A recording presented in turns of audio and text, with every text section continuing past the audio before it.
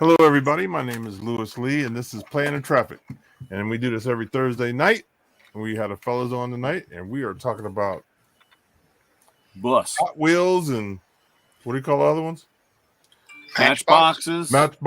Anything that you grew up with, feel free to jump on in YouTube, and maybe we can get you on the screen. So we're gonna show you some. The fellas got a whole bunch of stuff. I only got two.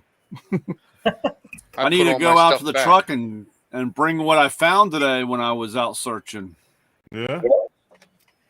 I'm right here. Hey, guys. Well, we'll find out, won't we? How's it going? Good. I only found two. I found Stacy David's truck, his military truck. So I got that.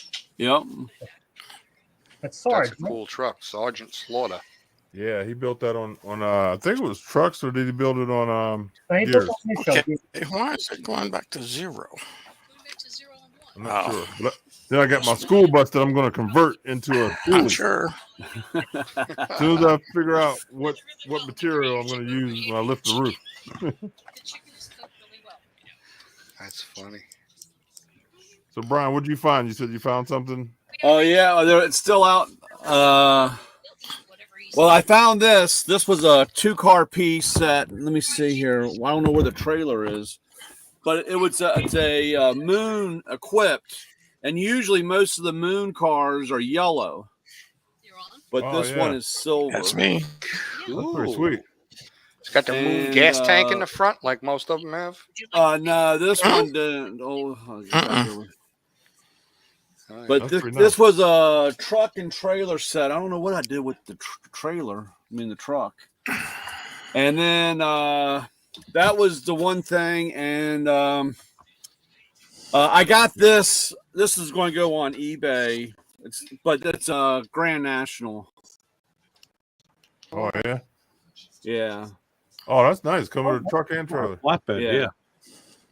That one was a Grand National, and like a 50-something cab over. Yeah, it's a it just says ramp truck. It doesn't say the year on these. These are the Grand National. Would be pretty. I mean, I just pick it up because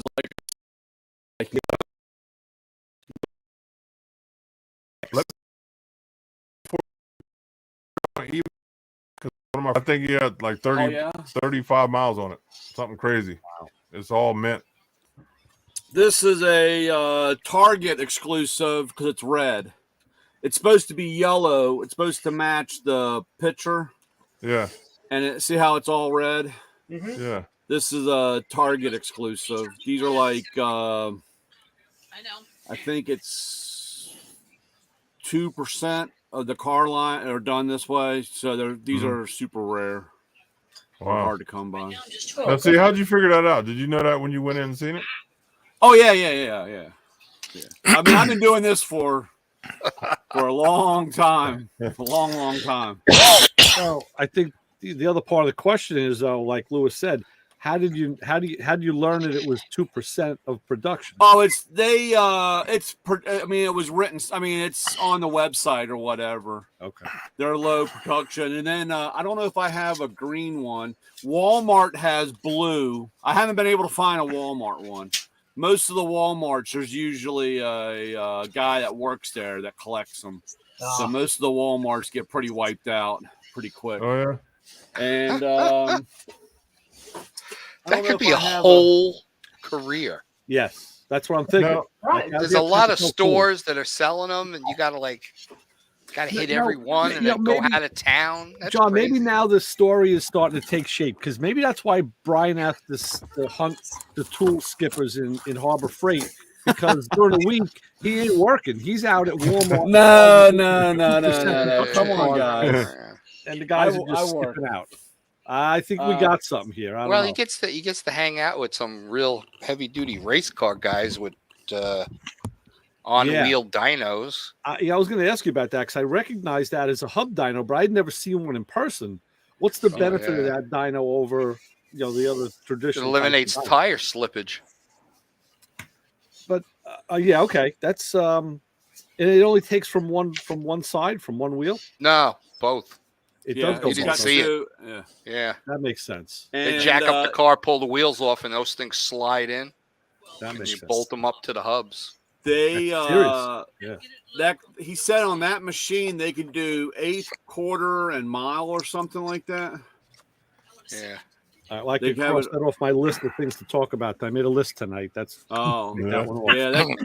that Okay, Chevelle does like 360 and an eighth or something. That 360 and 8th. Yeah. something like, Did you almost find out whose 300. cars those were? huh? Did you find out whose cars those were? That was the guy that owns that shop. Oh, yeah. And he's got his own dyno? Yeah, But just to back up a little bit, Lewis, Oh, Brian that got himself Lambo's a new, his a new too. shop, a new client this week, and that's what we were commenting on. Oh yeah. yeah. He You're kind of coming in the middle of the story here. I'll have to. a We know super about it, nice, but- sanitary looking Beautiful shop. shop. And there was yeah. Oh man, that's my car. That's what I'm gonna buy off Ray. Actually, it's Ray's car. there was Let me see- Ray. Pro Mod let me see if- 53 let me see if I can Corvette beat- and a Pro Mod Chevelle Yeah, those. along with a Lambo. I can't remember the guy that did the chassis on that's the one that did How about Leah one little Pruitt. bigger? There you go. Oh Just when boy. the doors open. That chassis Hood was open. from the same guy that built all the NHRA, Leah Pruitt, and all of them. Is the guy that did that chassis. Oh yeah. Yeah, he Yeah. said it was like $700,000 or something like that. Wouldn't Whew. doubt it. I mean, it's insane. Yeah. I mean, Those things are crazy. So a couple years back, I got into die-cast cars. I started buying those Jada. that was his Lambo. Oh, nice. How did you get that account, Brian? Well, it was a shop that went out of business, and it was like a year ago. This guy showed up, and he was in there, and I just kind of stuck my head in there, and I was like, "Hey, what's up?" And he's like, "Oh, I'm fixing the shop up, and we're going to do race car stuff." And I'm like, "Good luck." And he's like, "Well," he goes, "I got a place. I had to find a place to store my cars." And I was like, "Oh," and I saw this tractor trailer. I mean, he's got a. What's the guy's name?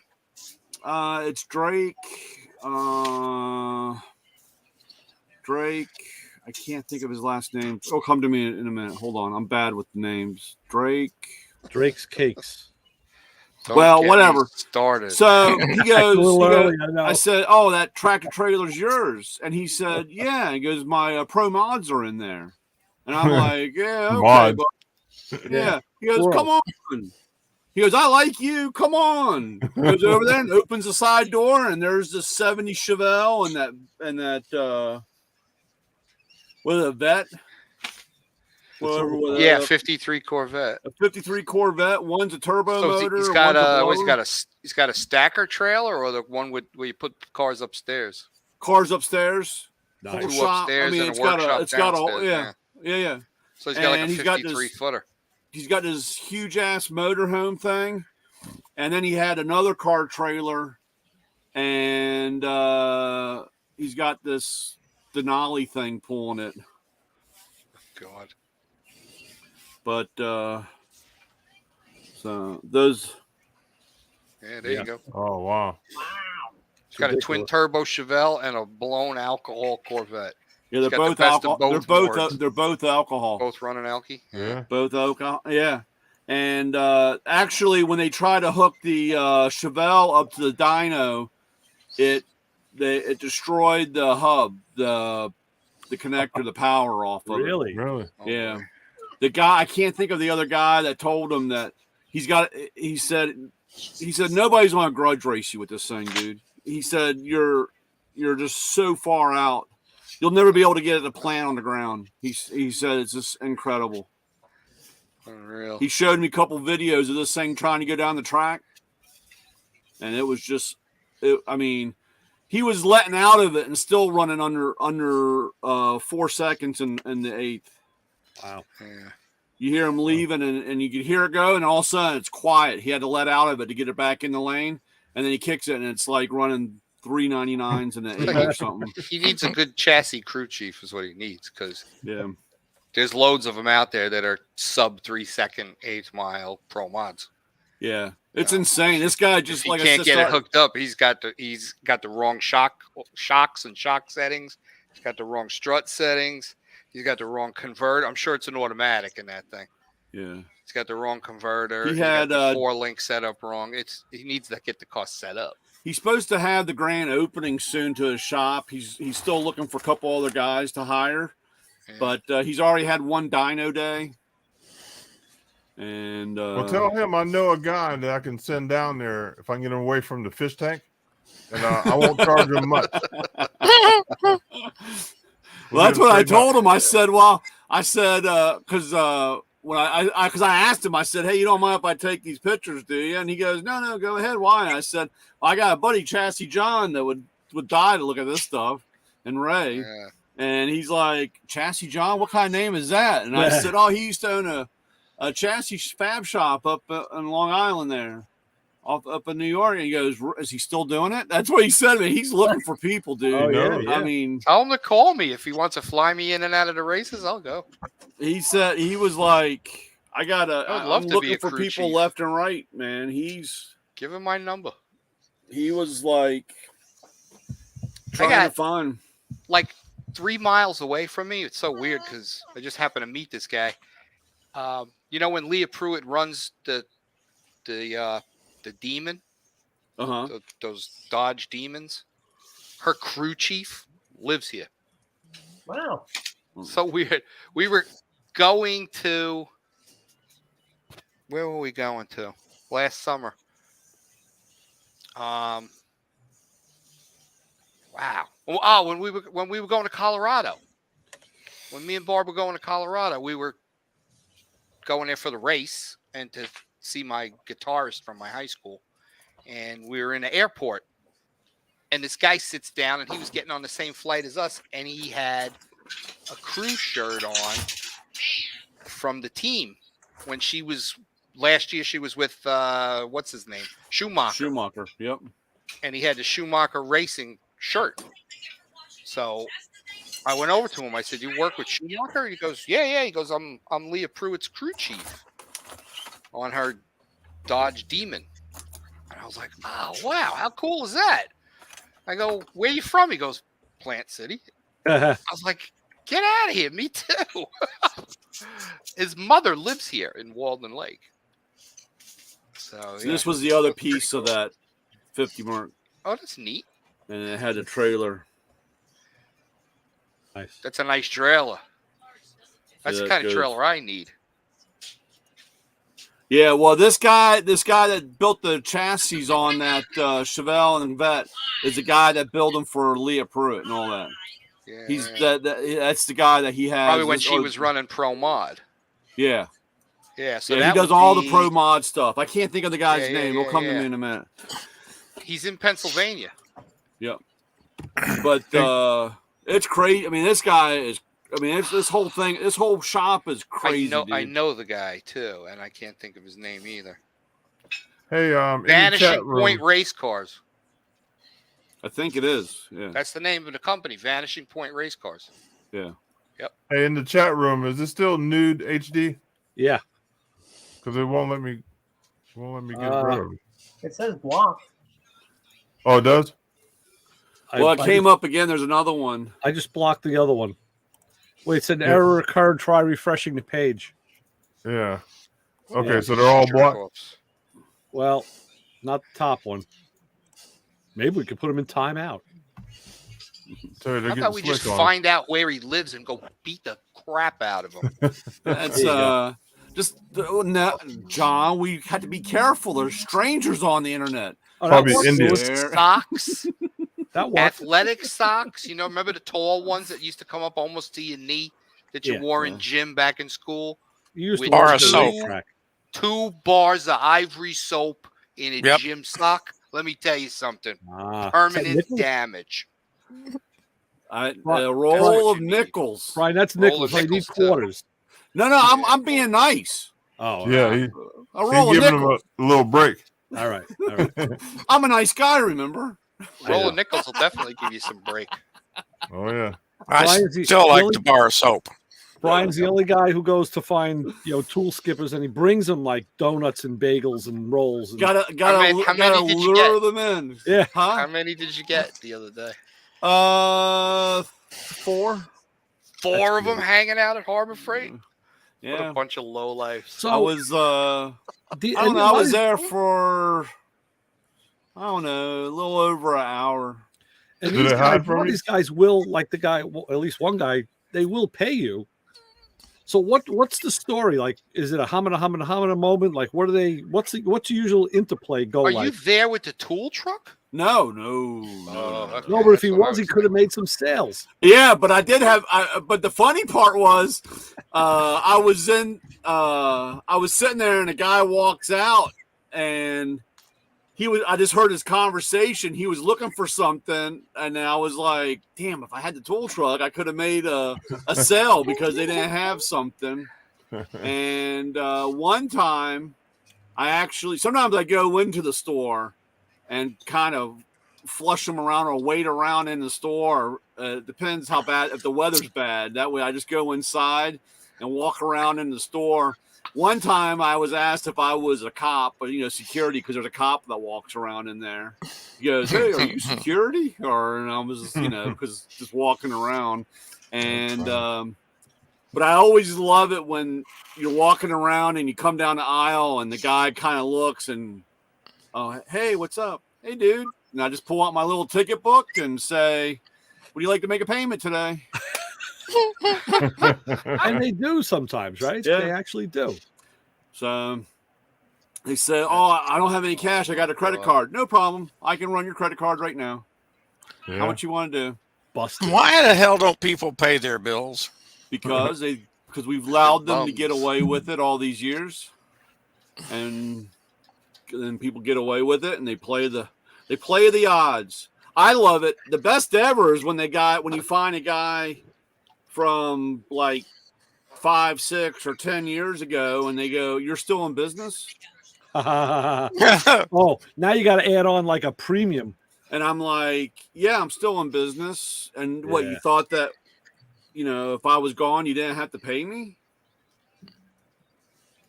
Right. So Unreal. Tell them I got family who's going to be chasing you down, buddy, long after Yeah. I'm gone. But I gotta say, the best ever was, this was years ago when they had Blockbusters. You can tell how long ago this was, Blockbuster. And I was we were stopping off at Giant, the grocery store here, and I drive by in the shopping center, and there's a Blockbusters, and I see a guy that owes me. And I said, "Holy shit, there's so-and-so." And my wife just hates that. She goes, "I can't believe." And I said, "That's it. I'm going back." And I dropped her off, came back around, and as I walked in the door, you could see the guy duck down in the aisle.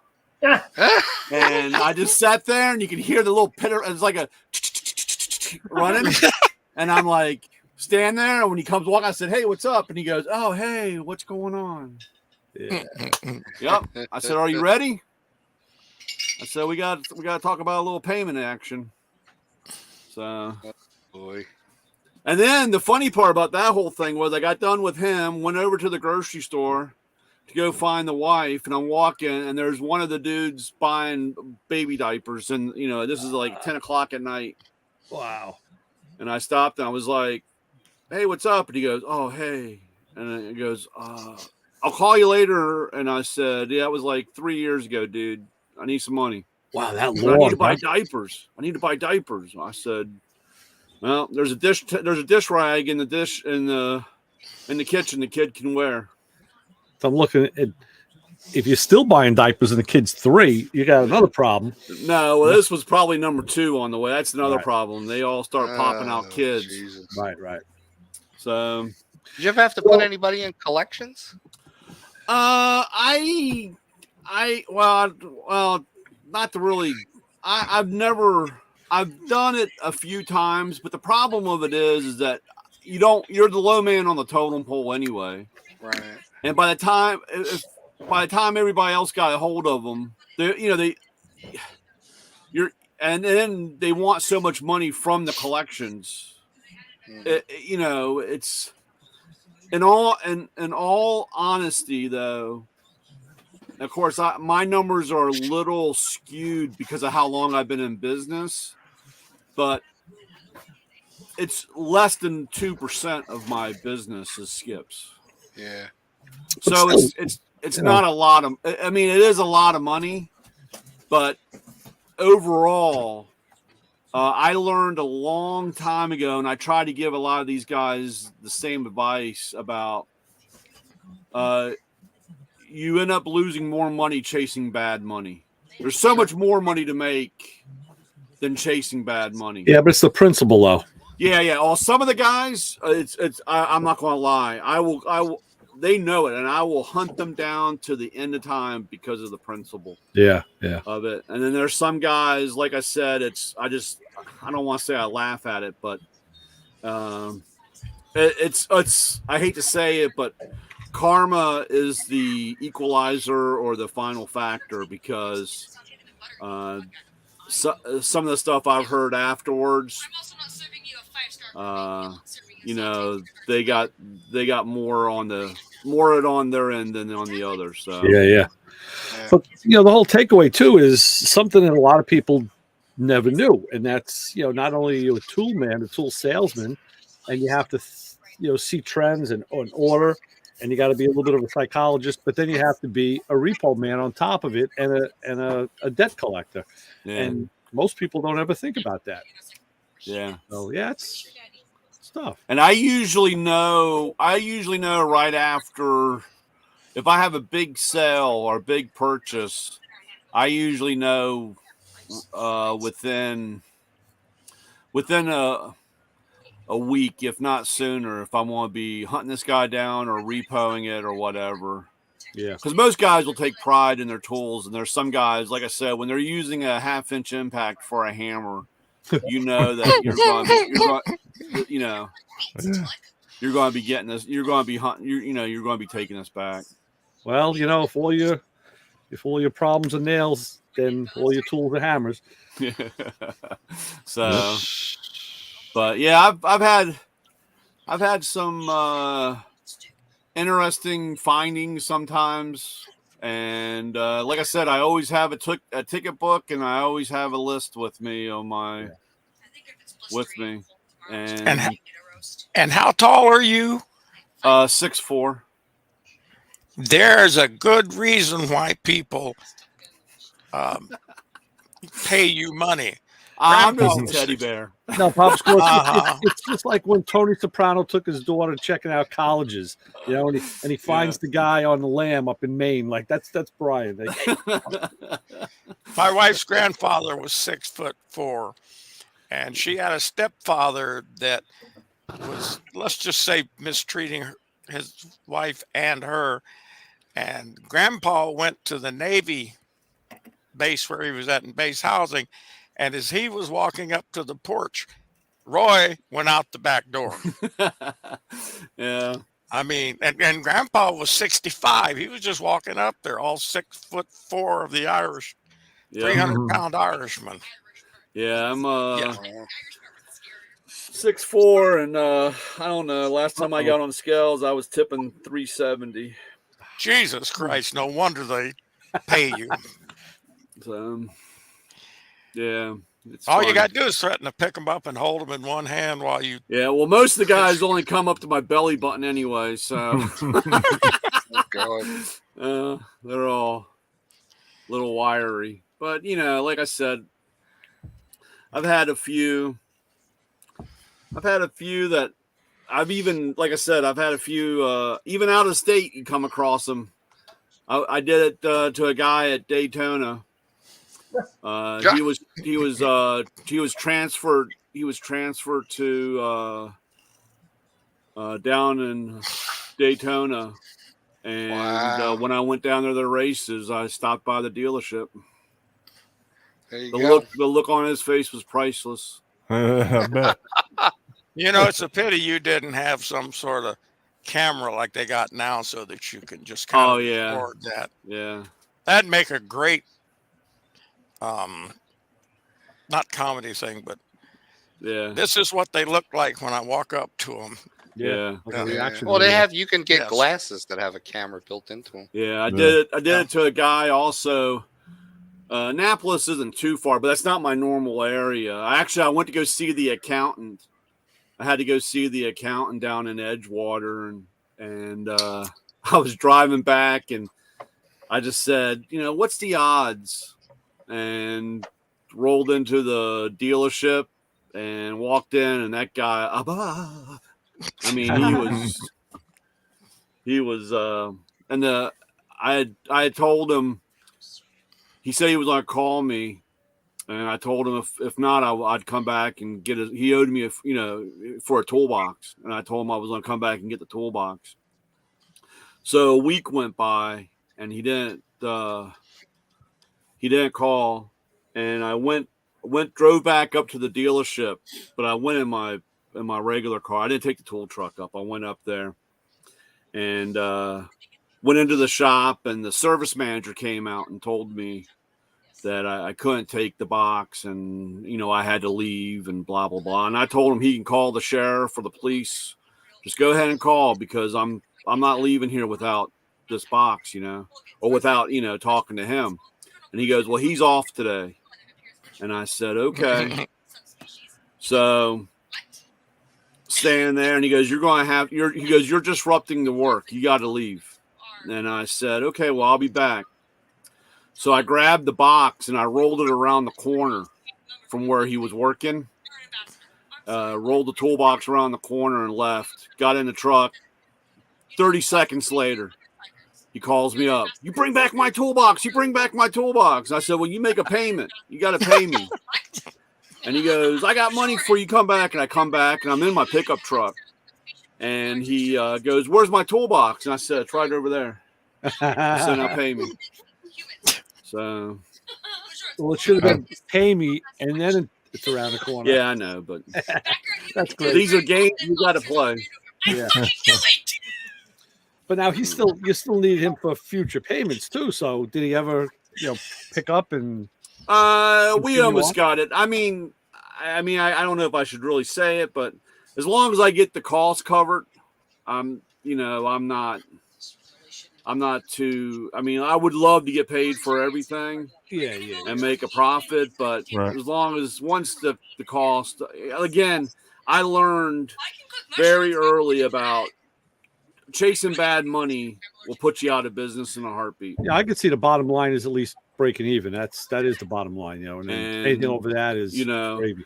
I've seen guys in this business will chase a guy down, and I understand it's about the principle and the whole purpose, but they'll spend so much time chasing a guy for $40 that they could have Sold and collected way more Yeah. than that $40.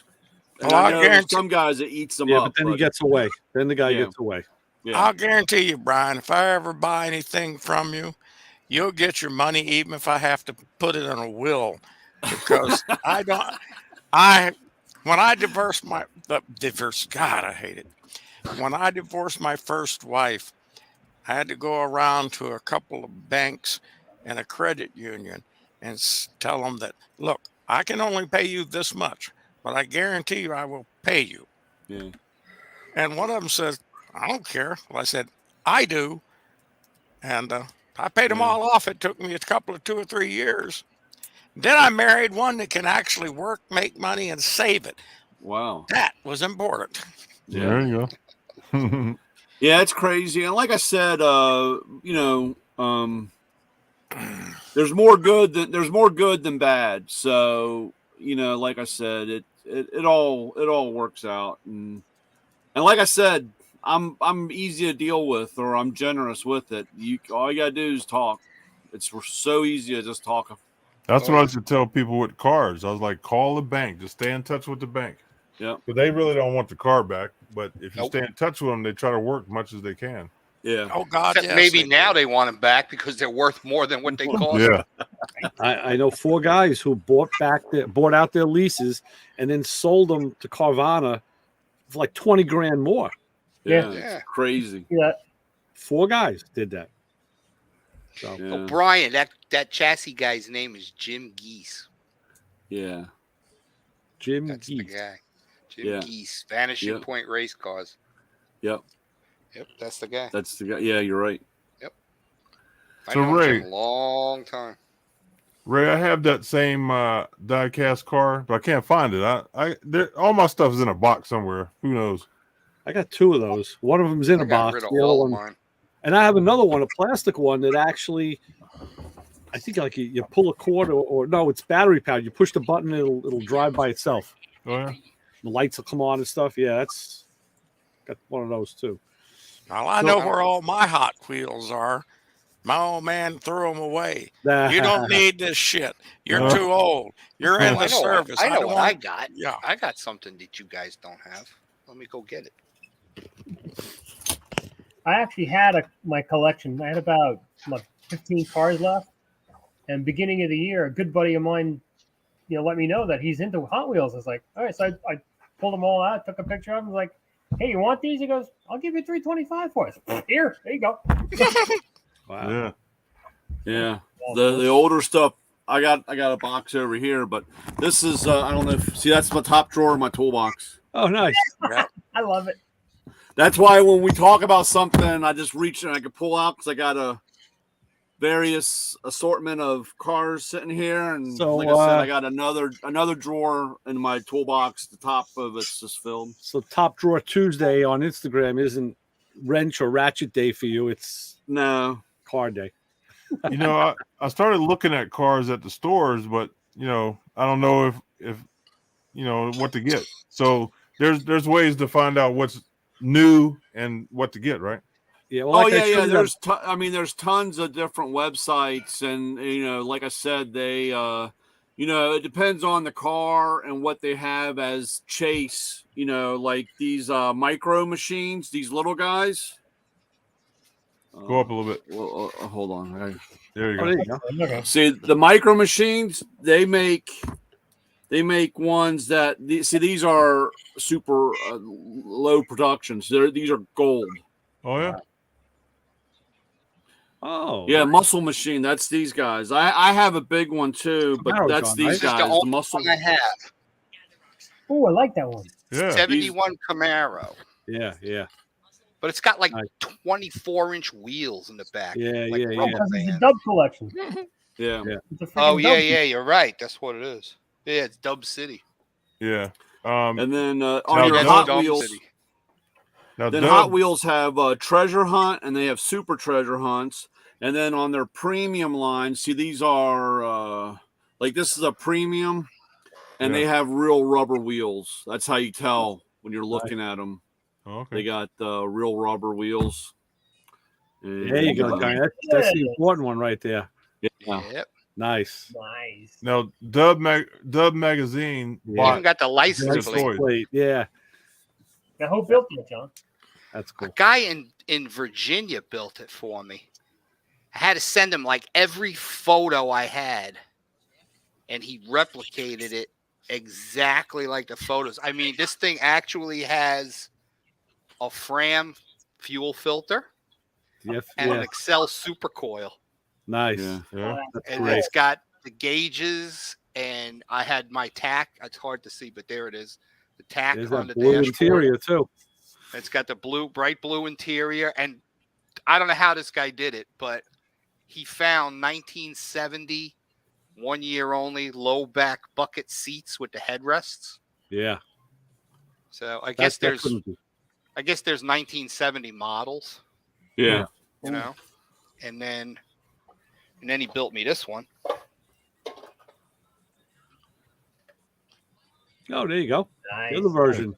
Yeah, Yeah. got the same wing, got the wheelie bars, a parachute. Yeah. Yeah. That's sweet. Ah, Got there you the go. nitrous purge lines going up the windshield. Excellent. Yeah, unbelievable. Beautiful job. It took the guy about 4 or 5 months to build these, and I don't build models anymore, but I'm assuming that there's just a whole boatload of companies that make stuff. Yeah. I mean, my car had these high back poly bucket seats from Jazz. That's what's in here. Wow. You know, with the vinyl covers. He built. It's you can't really see it. See the shifter? Mm-hmm. Yeah. Kind of out of focus. I had that Winters gated automatic shifter. Mm-hmm. He built one Wow. out of, I guess, sheet plastic and tube plastic and stuff. That's great. It's got the black knob on it. He's got the funny car cage. He did the silver tin work in the back. Yeah. How much something like that run you? $300. Yeah. Yeah, but Yeah. it's your car, man. But it's that's a good dead price. on. Yeah. Yeah. It's absolutely dead on. The candy stripes. I Mhm. mean, the whole deal. Yeah. Even the way it sits lower than the white one does. Uh-huh. I mean, I literally sent this guy. Must have been about 100 photos of both cars, and he got to work, and he did it. How long did it take him to do it? Absolutely awesome.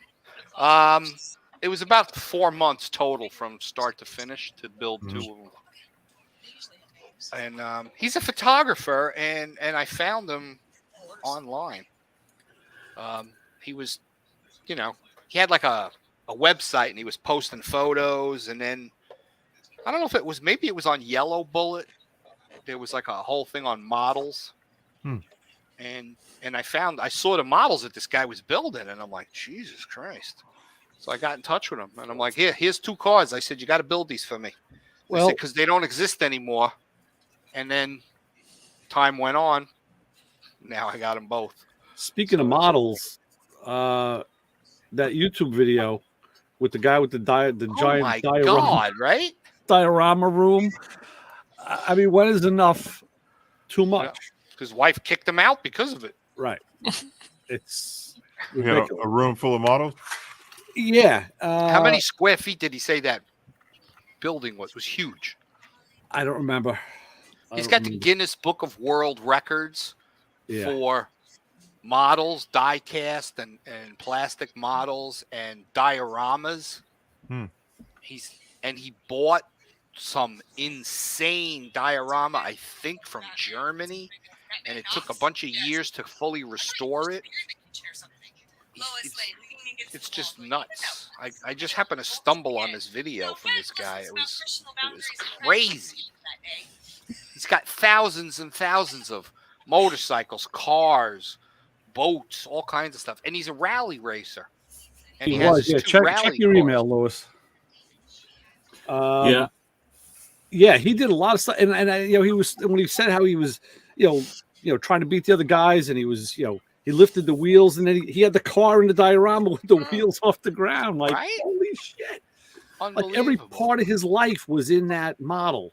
Yeah. Ridiculous. He even had the World War II thing in there, to show Yeah, I did World War II. I had a table that was, I think it was 6x6. And I had cobblestone streets. I did like World War II, and I had buildings bombed out, and I'd be down there burning buildings and burning wood and staining, and and tanks coming through. I built all that stuff, and I had what country did that guy say he was from? I forget. It was one of the He has one of these dioramas that's his country. Yeah. In the various wars that they were in. And then he had some other stuff, like he had a whole recreation of Black Hawk Down. Right. So Brian, when you did yours, the whole deal. When people looked at it, how would they know that wasn't Baltimore?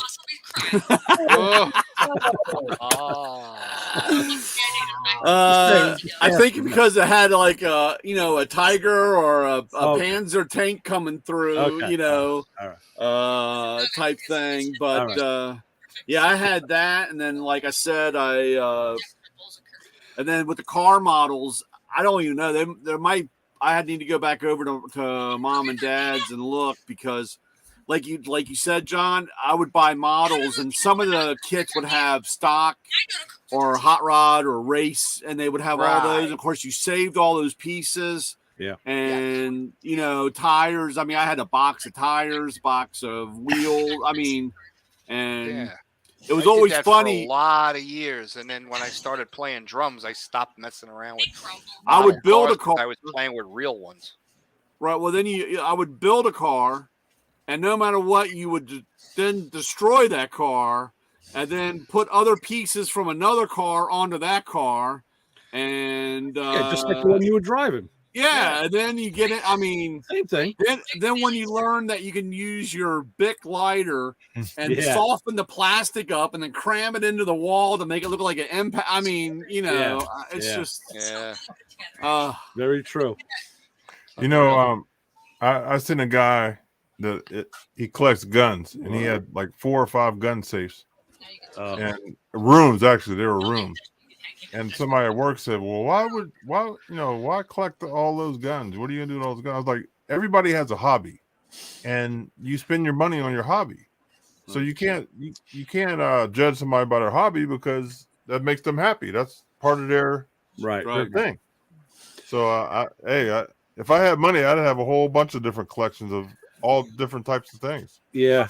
I think the thing now I'm starting to think of is like, hobbies you have, like what your involvement with them is. Like, we got a lot of guns, but you just can't go out and shoot them whenever you want. No, he had a range in his house. Oh, well, that's okay. That's a whole other story. Oh boy. My buddy in Woodhaven did that. He had actually it was a turn of the century house, but it's actually a historic landmark. And in the basement there were different rooms, and he plotted a course from like the front, like a little room in the front.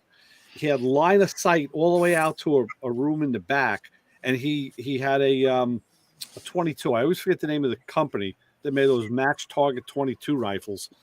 a Ruger. No, Ruger. super high end match. Like you're going for fittings to have your hand fit to the grip. They make the grip to fit you. Whoa. I can't think of it. And he would shoot that. He'd put phone books in the window well all the way on the other side of the house, and he would shoot through the basement into the window well. Crazy. I was like, okay, but not everybody can do that.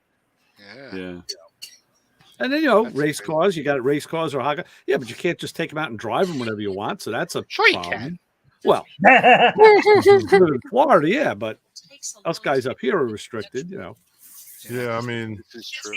everybody has their hobbies, and you got to respect their hobby. Now you have to like it, but don't knock them. I went in once and I had to get my gun permit was up and I had to get it, I guess, notarized or whatever. And I went in, I don't even remember where I went. This is years ago.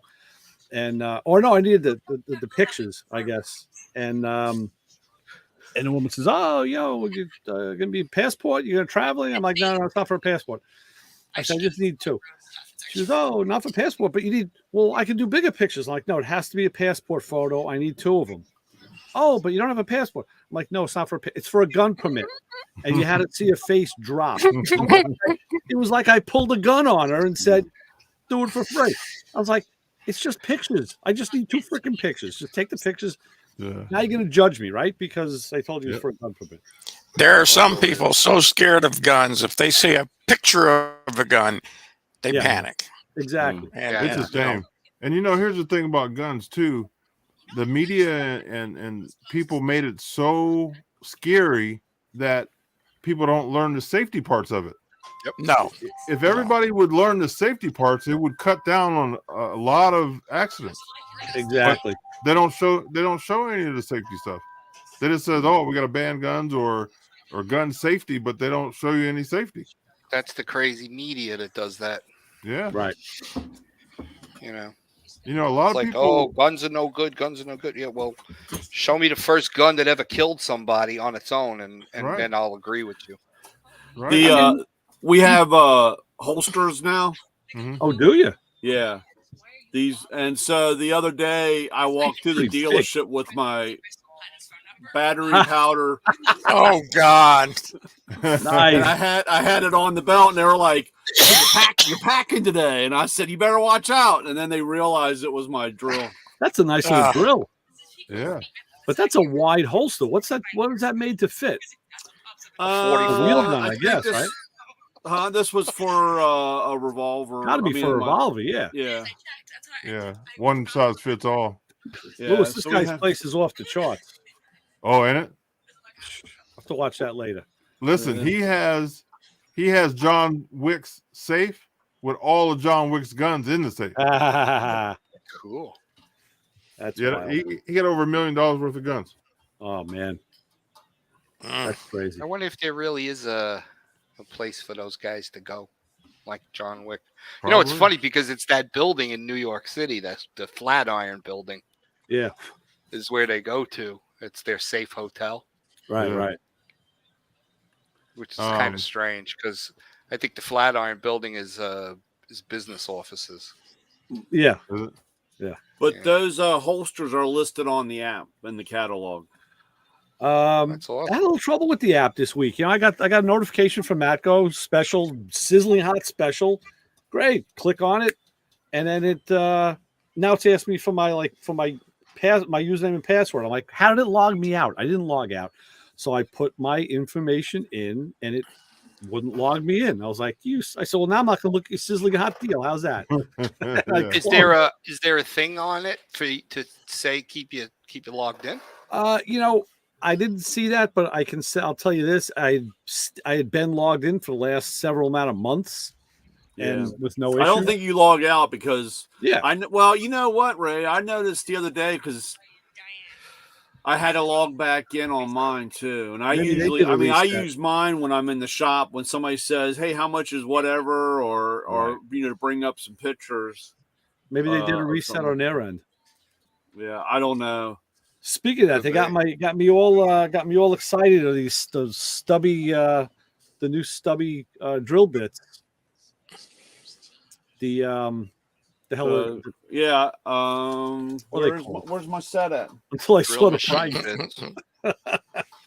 And I saw the price of them. I'm like, oh shit. Yeah, those are where are they what are they called? Not Drill carbon, machine but bits. Well, Cobalt. they Cobalt. came out- No, but there was two. There were two models. There's a Cobalt model, and then there's the high speed steel model of the same Cobalt's the drill way to bit. go. It's of the yeah, same. well, they drill were the bit. hyper steps. Hyperstep. That's what. Yeah, It is. this is the regular set. No, I was looking Oh, at the Hyperstep ones, and then These are the regular hyper steps. I actually Boy, those went and things looked got a them up. real fast flute. They will drill through a brake rotor. Wow. Crazy. Really. These things are Yeah. awesome. And I don't know where. What are they did mainly mine- for? So they start out as a step until they get to size. Yeah.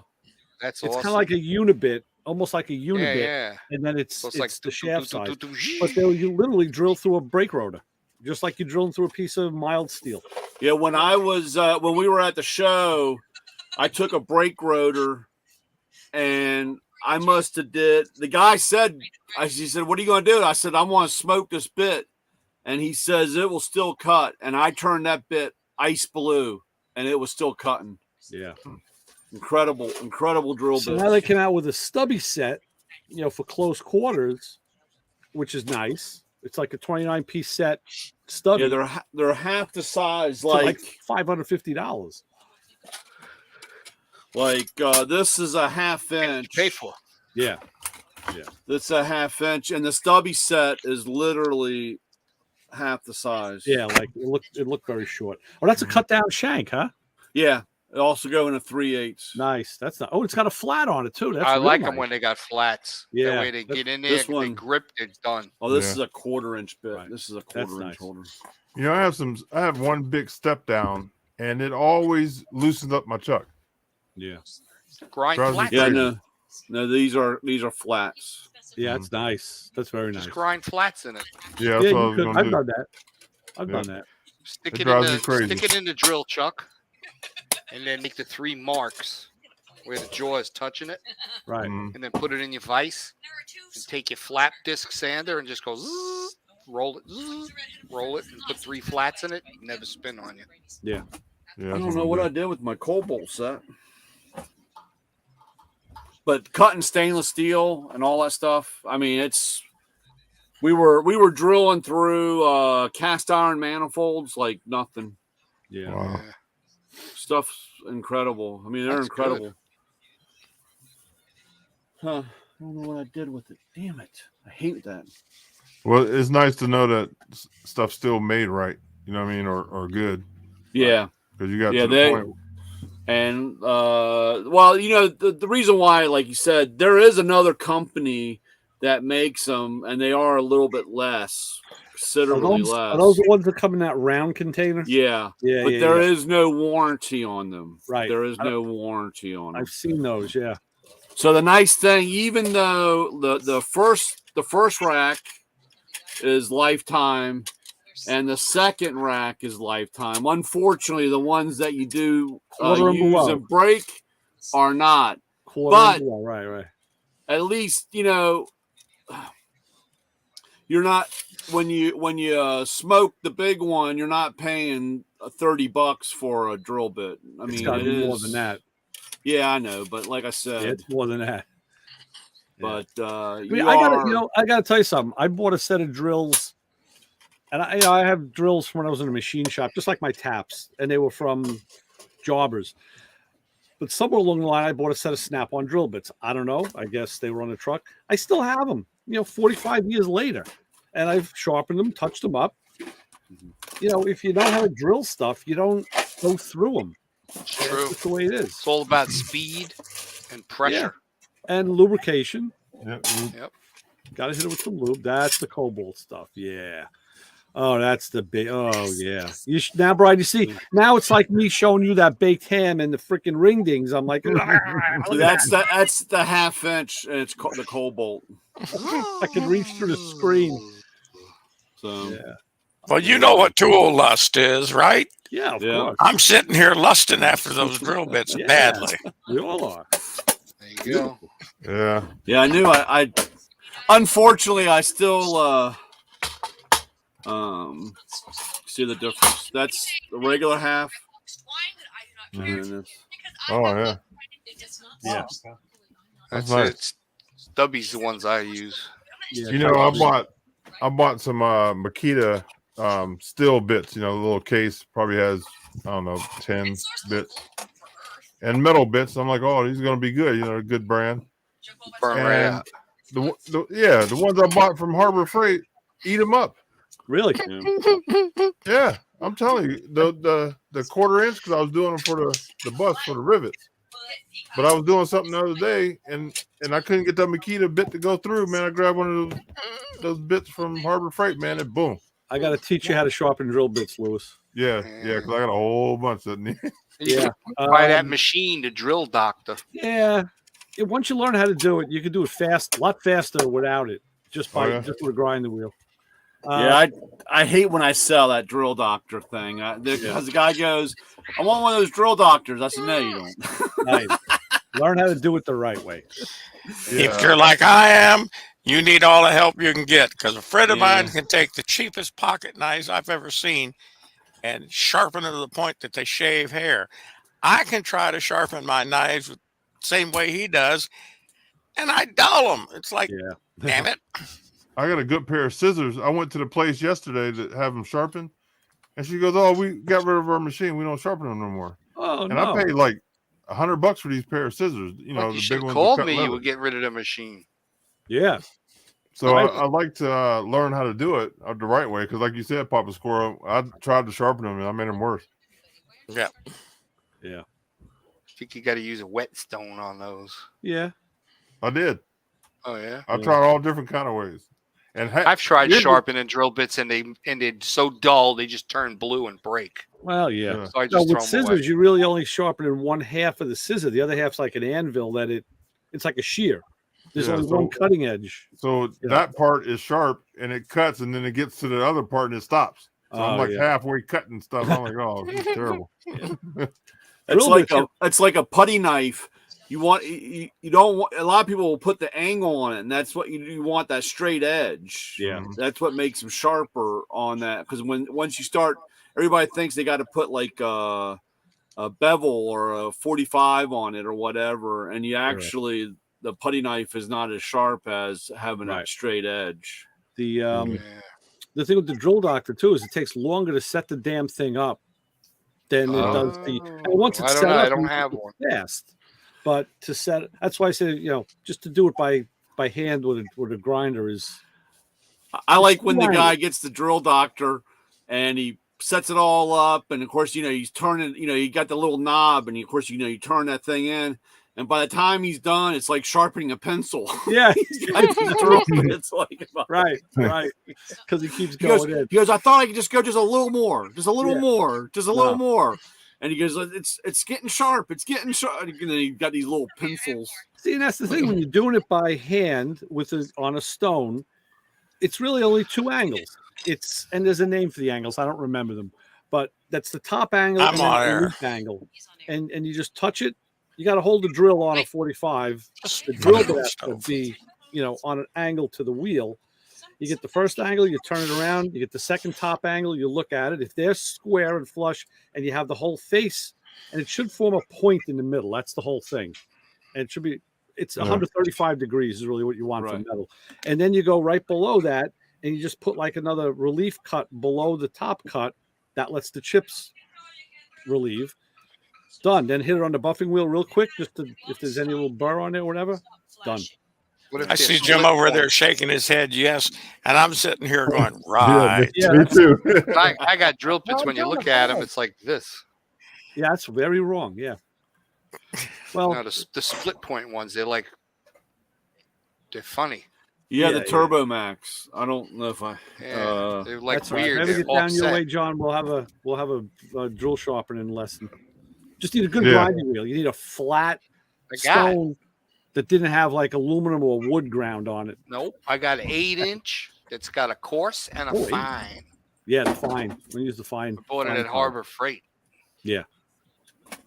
Yeah, it's a fine. You gotta see, man. You turn that thing on, and it takes a little while to get up to speed. You shut it off, and it just sits there spinning for like 5 minutes. Yeah. So are you talking about like this, John? Or are you talking about? Yeah. Split point. Yep, like that. Yeah. Yeah, those are I think this is Turbo Max. These are really good drill bits too. Yeah, I got a lot I need to sharpen. It's crazy.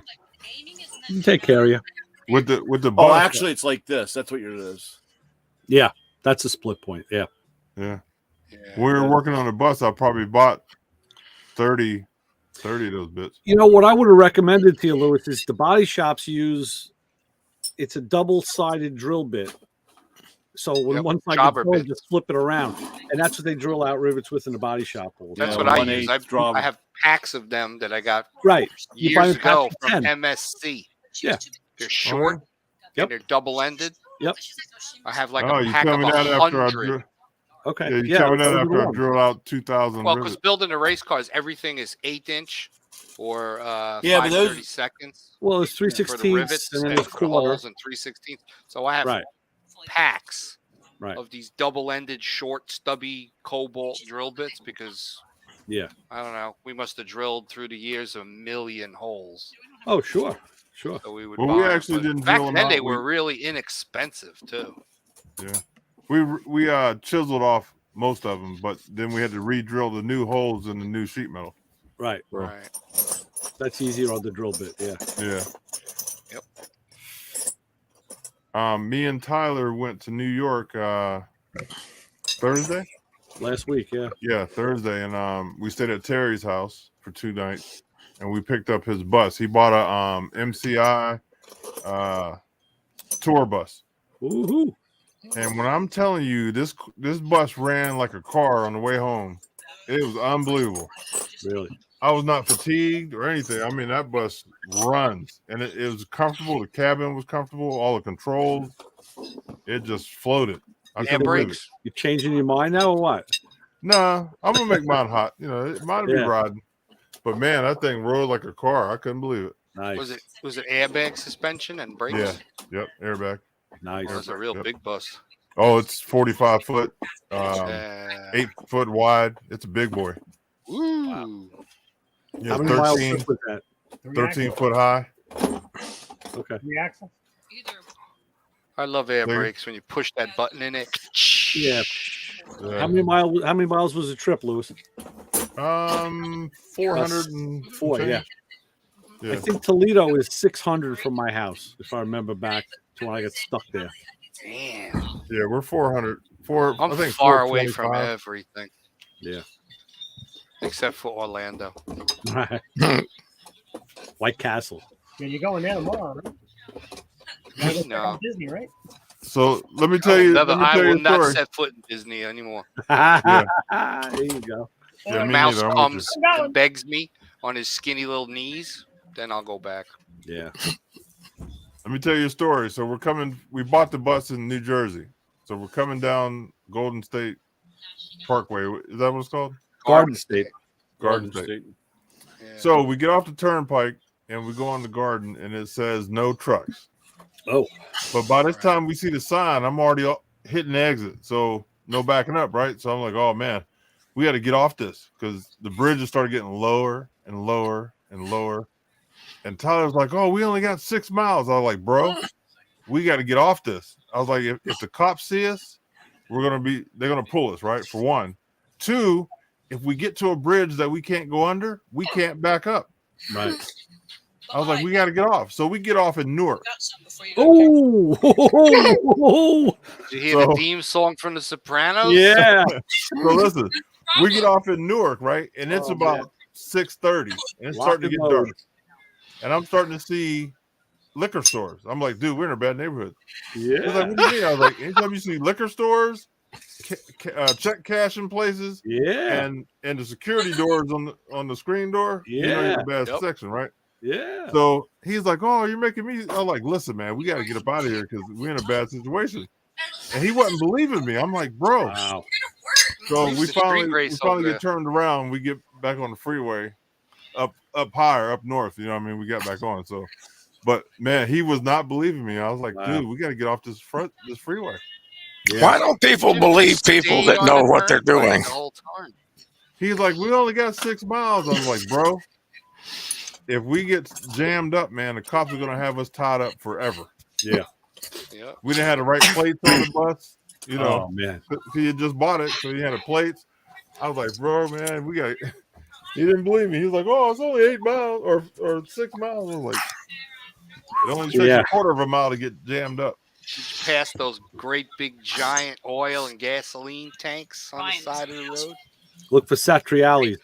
Yeah. You should have taken a detour. Yeah, Yeah, it It's was, a 25-foot bus. Yeah. Yeah. So listen, we're going through this neighborhood, right? And we're going down streets, and we turn down the street, and it was a bridge that was 9'5". I was like, oh. But luckily, it was a street right there. So I turned down the street. I go through this parking lot. I whip back, right? So we're going down this little street, and it's real narrow, right? I'm coming through there like a train. And we see another tour bus 2 blocks up. I was like, yes, we're going to follow him. So then we get up there, we start following this other bus. I was like, man, I hope he didn't steal this bus, and we're following him. Right. Oh, God. Yeah, so we kind of worked our way out. It was cool, though. But, man, I was like, Tyler, man, you ain't understanding. Yeah.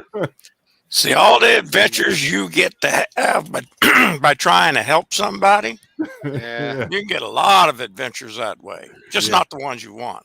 Yeah. Nothing like being in Jersey at the end of the winter. But Yeah. you get off the turnpike, and the sign is like you're on the exit before you see the sign. I'm like, why did they? You know, that should have been really posted. Come on. I'm telling you, dude. We got off the turn. We paid the toll, and and he was on the map. You know, he's like, okay, we got to get off here. So I hit the exit, and then we see the sign, no trucks. And he was like, oh, it said no trucks. I was like, that means me too. The bus. He wouldn't believe me. I was like, bro, I'm telling you. Yep. Wow. Unreal. That could have been bad news. Oh That yeah. could've Wound up on a YouTube video. Yeah. Right. Well, I wouldn't Yeah, have ran up under peeling the the bridge. roof off. Yeah, I wouldn't have ran under the bridge, but the problem is, where are you gonna go? You can't back up. And if the cops would have came out, they'd have jammed us up, man. They would have backed us up, man. But I bet you we would have been in some trouble. Yeah. At the end of the day, you have to back up, but Yeah. Or you let air out of the tires. Nah, this bus is high. It was 13 feet, Yeah. full 13 feet. yeah, you wouldn't make it through Long Island either. Right. Yep. 10-5 on the Meadowbrook. Yeah. So we go to Nelson's. Remember Nelson came on our show? He was building that Mustang Uh-huh. that lives next by Terry, one of Terry's buddies. Yeah. Man, his cars are beautiful. Really? Listen, he's doing some work in that little garage. Mm. Cool. Beautiful cars. Yeah, I was real impressed. He's doing some stuff. So we're gonna get him back on because remember his internet was real bad, but he said he got new internet out there. Yeah. Yeah.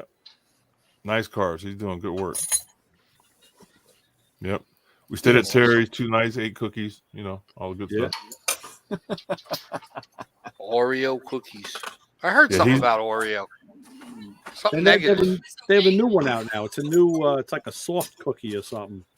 I've seen commercials for it. They I heard got gluten-free ones too. Oh, gross. My brother is a gluten-free guy. He can't have whatever it takes or whatever the. Where did all of this stuff come from? Well, they figured it out. The one, they figured it out. He was having. So all you're gonna kinds tell me of, back in the '60s and the early '70s there was just millions of people walking around sick all the time? Yeah. Because I don't Yes. remember one of them. Yeah. Yep. Yeah, I don't know. We're letting people. I remember certain live. people having a lot of gas. Right. Yeah, there you go. Other than that, I guess That's gluten. having a boatload of gas means you're lactose intolerant. Yeah, it could be that too. Yeah. I don't know. Yeah, so I'll we got a good say- trip. I felt funny when my mom goes, "Your brother's coming home, and if you could find some gluten-free Oreos," and I said, "Are you shitting me?" Yeah. So then here I am walking through the cookie aisle, and I'm like looking. Thank God, once it's like everything else with those products. You know how like Mountain Dew like if you look at a Mountain Dew, the green one is the regular. And then you have a white one, which is the cap, the cap so you can see. And then, of course, like Zero is black. And if you look at all their products, Pepsi products, they're all the caps, all you can tell. So I started looking down the Oreo aisle and I saw a white package. And I was like, well, that's different. And I picked it up and it said gluten-free. So I was like, wow, okay. Do it in the bag. And how do they taste? I meant to see, and I forgot. I would need to do a side by side. You know what I'm saying? Yeah, is it I don't even think we need side by crunchier? side. Is it softer? I think as soon as you had one, you'd know. You'd know right away. So, you know what I'm saying? And what is gluten? To be honest with you, I don't. It's stuff that holds your flour together. Yeah, to me, the word gluten means like something fatty. It's glue. It holds the flour together. Yeah. I mean, that's exactly why they call it gluten, because like baking flour and that, so that your biscuits stay together and your pancakes and all that other shit, gluten is what holds them together. And the gluten is Pasta. in the bag of flour already? Or It's in the flour naturally. It's pasta. Anything white pretty much is gluten. Yeah, anything that's a carb has gluten. And they have to take it out for certain people to eat it. Now, the trouble is, we've been keeping people alive so long that are intolerant to it. You're building up a bigger and bigger population of people of that way. Right. Yeah. So, in the old days, they died. They couldn't eat. They died. Yeah. Natural selection. That's now, right. gluten sets off my wife's fibromyalgia too. It does a whole bunch. Gluten. Yeah. Okay. That's I have a friend, a friend of mine, his wife has a wheat. She's a wheat product. So like if she drinks beer, she swells all up and turns all red and eating any kind of wheat. So she's got to watch how her wheat. Yeah, my wife worked no big whole wheat sandwiches for her. Nah. Yeah, my wife worked at a bakery and she had to quit because she was allergic to the flour. Wow. 100 years ago, you'd have just died. Yep. That's all there was to it. But as our medicine's gotten better and better and better, that's like me. I'm allergic to penicillin. Me too. Me In too. the old days, Yeah, me too. there were no antibiotics. Penicillin was the first antibiotic. Mhm. Luckily, they got a lot of them now. I'm Yeah. allergic to being on a diet. That's my only. Yeah, right. That's why I was real careful about being my sexual encounters, because I was afraid I'd get VD and I couldn't take penicillin. Then you're going to be in trouble.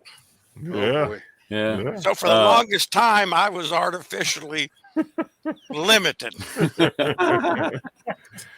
I had this was, I don't know, it was 20 years ago, whatever, but I was breaking out in hives, so I was taking Benadryl to counteract that. And I would get really bad. I mean, my feet would swell up, and I was just having going. And finally, I was playing around with it so much, and of course, I could drink like a shit ton of water, and I could flush it out, and I mean, I could get back normal. And then I realized I was allergic to the Benadryl. Yep. Oh wow. And the doctor said that's what we use to take care of when you break out in high, Right. So, but it was something, and of course, so now when I go into the hospital, they say, "Are you allergic?" And I say Benadryl. They don't even flinch anymore, because I Yeah, guess a lot other of people have gotten Oh, to yeah. that, and they just Lot of say, people. "Okay, well, we'll make Oh. sure we don't give," because they give it in a liquid form, which is so Right. much stronger, Yeah. and have a problem, My But, father-in-law it's was allergic to it. crazy. The doctor said, I remember sitting in the doctor's office, and he goes, "There's no way you can be allergic to Benadryl." And I Oh, said, "I'm bullshit. allergic to Benadryl." And he goes, "Okay." And I said, "Here." I popped Benadryl, and he's like watching me, and all of a sudden you can see the high. I'm starting to break out, and he's like, "Holy crap, what are we going?" I said, "I just need to start drinking some water." And it's like, I drink a gallon of water, you go flush it all out, and it's like, okay, don't take Benadryl. It's like crazy. Wow. Playing That's funny. around. That'll teach All them. right, bedtime. Take care, guys. See you all next All week. right, Jim, take it easy. Later, All right, Jim, Jim. take it easy. Yeah. Oh man. That's funny. Yeah. I'm lucky. The only thing I'm allergic to is penicillin and BS. Yeah. Yeah. I believe a lot of our sickness and problems are from stuff in the foods. Oh, yeah. Yes. Oh, that it's we- got to be. Who knows I what we saw a show years ago, and they were talking about nutrition in foods and whatever, and why foods aren't like they are today. And they showed a bowl of salad from like 1941 or 1940, whatever it was. And they equated it to how many nutrients and vitamins and things were in that bowl of salad. And they said now, after like 1950 something, that bowl became like barrels. You needed like, 10 heads of lettuce and 15 carrots. And they're like, and why is that? And this guy, his theory was it was after all the freaking nuclear bomb testing that we did that irradiated the soil, got into the water and the soil. Because he says, if you look at the timeline, it lines up. It lines up with it. He goes, and now, it's just like eat a bowl of salad. You might as well eat a newspaper. There's Yeah. Well, nothing- everything has been changed and pushed to produce more rapidly. faster. Yep. Like here, where they grow strawberries, And last the longer. the strawberry mafia, every year before they're ready to plant, there's a dude that comes by with a tractor with these giant canisters of nitrogen on it. And he goes boom, boom, boom, and he injects nitrogen and phosphates into the soil. They should So be the there stuff naturally. can grow. Yeah. Because all of these farms have grown so many crops through the years Oh, they that they've stripped the land. basically stripped the land. Right. Oh, And yeah. I've read articles where they say a smart farmer will plant a crop this season, Yep. and then across the street next the next- season it's something else. Something else. And they move it around on their farm, and it keeps the soil normal. It's just But like they don't moving do that. that anymore. It's just like cooking that pizza and putting the next one on at a different spot. Exactly. Right. And then you got, there's plenty of movies that I've seen with all of this Monsanto GMO bullshit. Oh where God. they yeah, go and they actually manufacture and modify these seeds, And then there's that movie where Tom Hanks, I think it was Tom Hanks maybe, played a farmer, and this was a true story. Yeah. And some of these GMO seeds in the wind out in the prairies there in the middle of America wound up blowing into his field. And the stuff started growing. And Monsanto sued this guy for millions and millions of dollars, saying that you can't grow our stuff. And he was like, I didn't grow your stuff. If your stuff blows into my field, that's Mother Nature. Basically go fuck yourself. Mhm. He wound up losing everything. He Oh, had to yeah. give up. He learned it from his grandfather and his father. They kept seeds in a barn, his seed stock.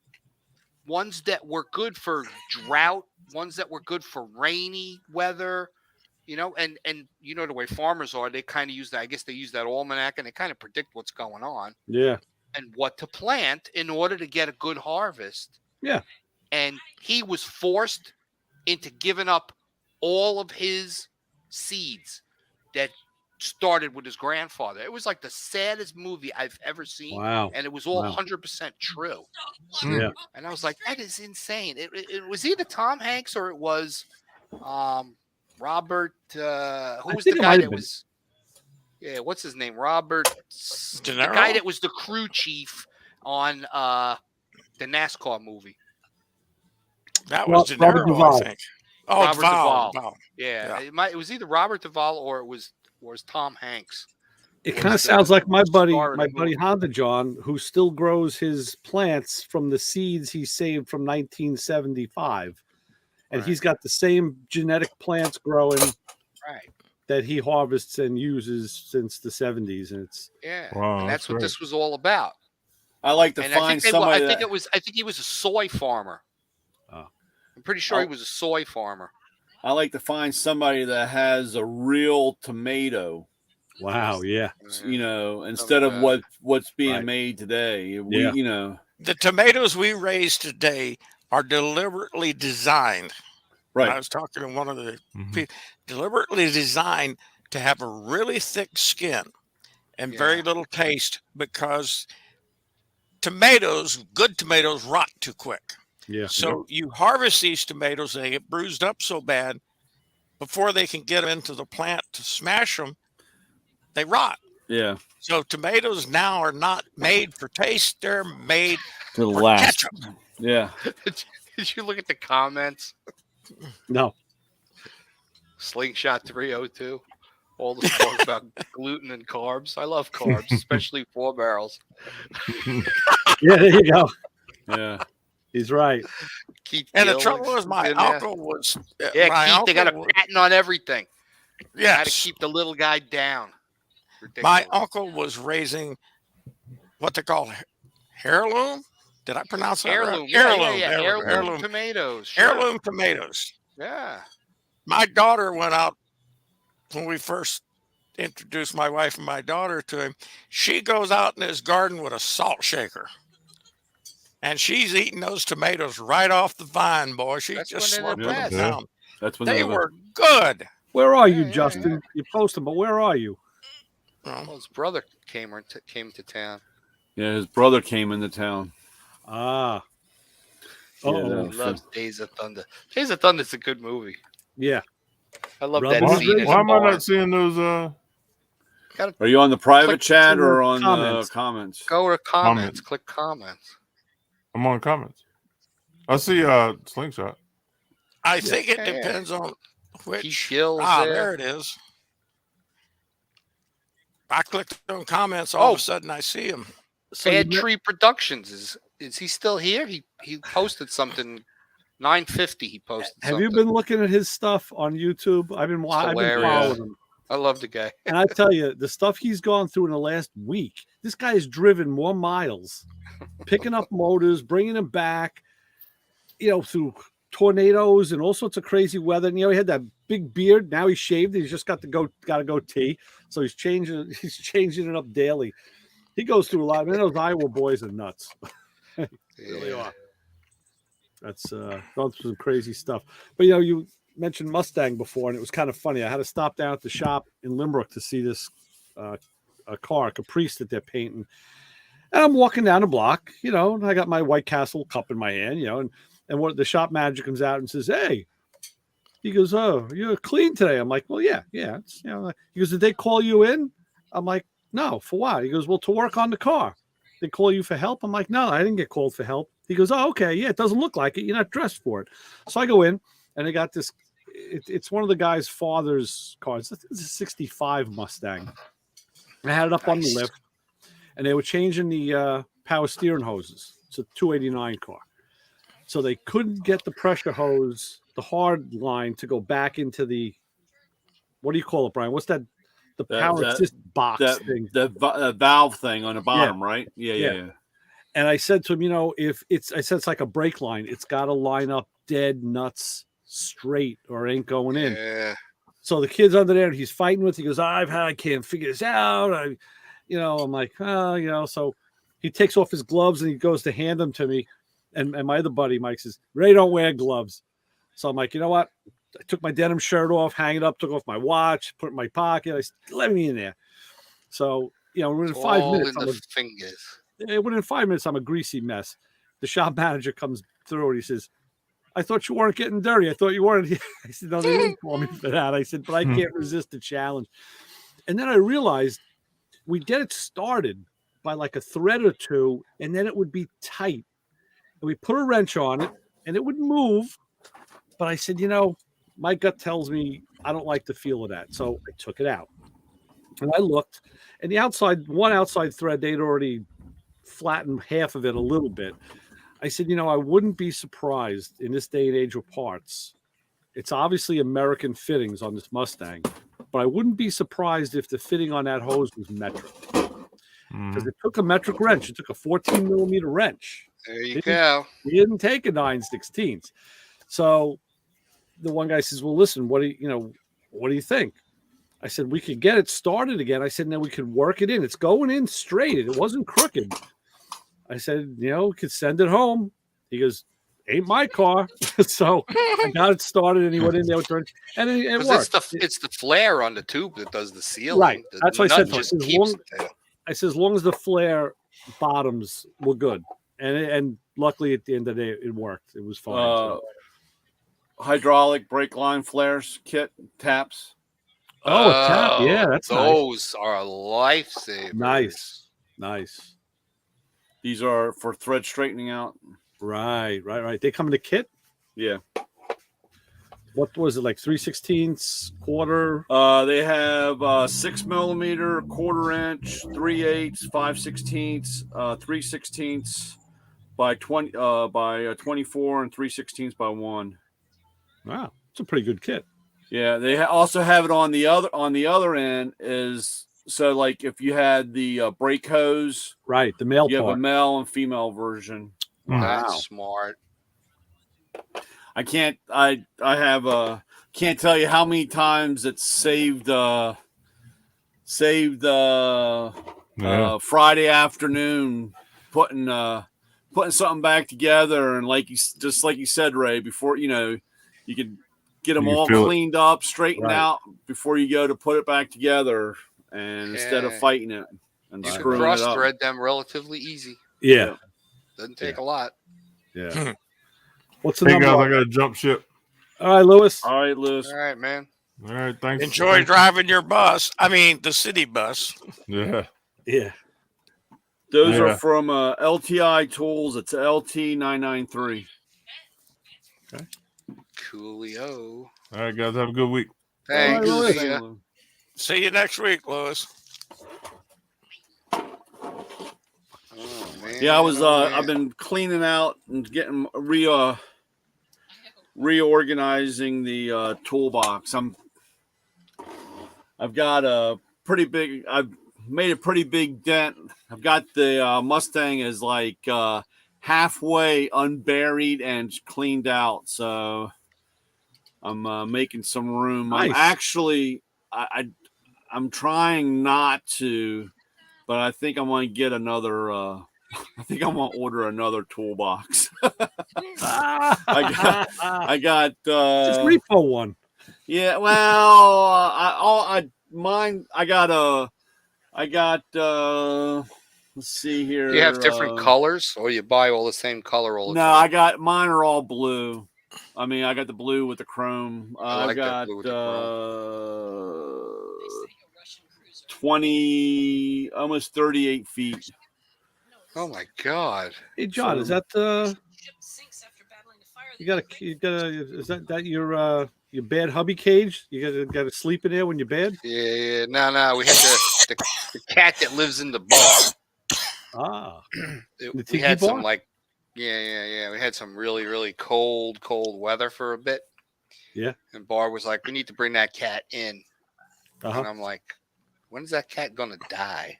Oh, Because it's like 16 years old. well, I've had him go 18, 16, 19 17 years old, but you know, it's a long hair. It's black, long hair with like these yellowy eyes. A scary Halloween kind of cat. Yeah. It's very unsociable. Right. And it used to live in the house, go in, go out. It wasn't a big deal. Into the cage, the pool cage. Got along with the other cat that was here. Yeah. Then the dog came, and the dog got along with the big fat orange cat, but thought the black cat was dinner. So the two of them didn't get along. So the black cat took up residence in the tiki bar under the soda machine. Bar put a bed, and then she's got a cat box and everything. So the cat's been out there for years. Yeah. I'm talking years.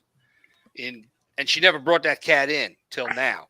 She's like, the cat's really skinny. I think she's going to die. And she goes, I want to bring her in. So we set up the cage, had her in here for about 2 months. She never left the cage because the cage is locked up. And she just laid there, and she ate, and she drank, and she pooped. And now she's big and fat and healthy again. Oh, good. Okay. And I'm like, you revitalized her. she'll never die. I hate that cat. I absolutely hate You that revitalized her. Yeah. So wow. I You told her, I recharged said, the battery. I got stuff that's got to come in here, Yeah. She's like, all right, let's put her back. So I got to fold that thing up, put it back in the attic. All right. Unreal. See, by doing that, you're going to entice her to live to be 20 years old or so. Right.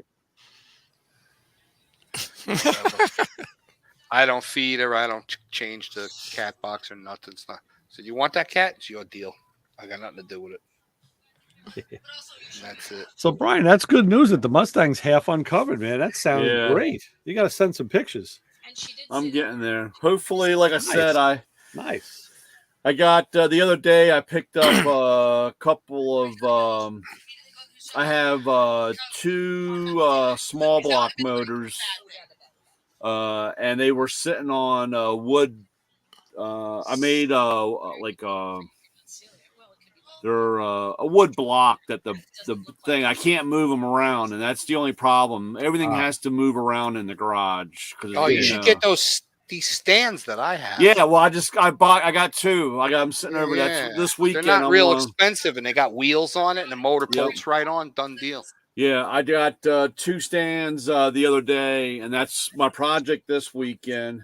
That's why I was going back and forth about I don't know if I clean out my box. I don't know. I still have a lot. I had one box. I had another box at the house, and one day one of my customers came by and he said, "Man, I really like that box." And I said, "No, I don't know." And he goes, "Man, you gotta sell it to me." And so I said, "Okay." And I sold it.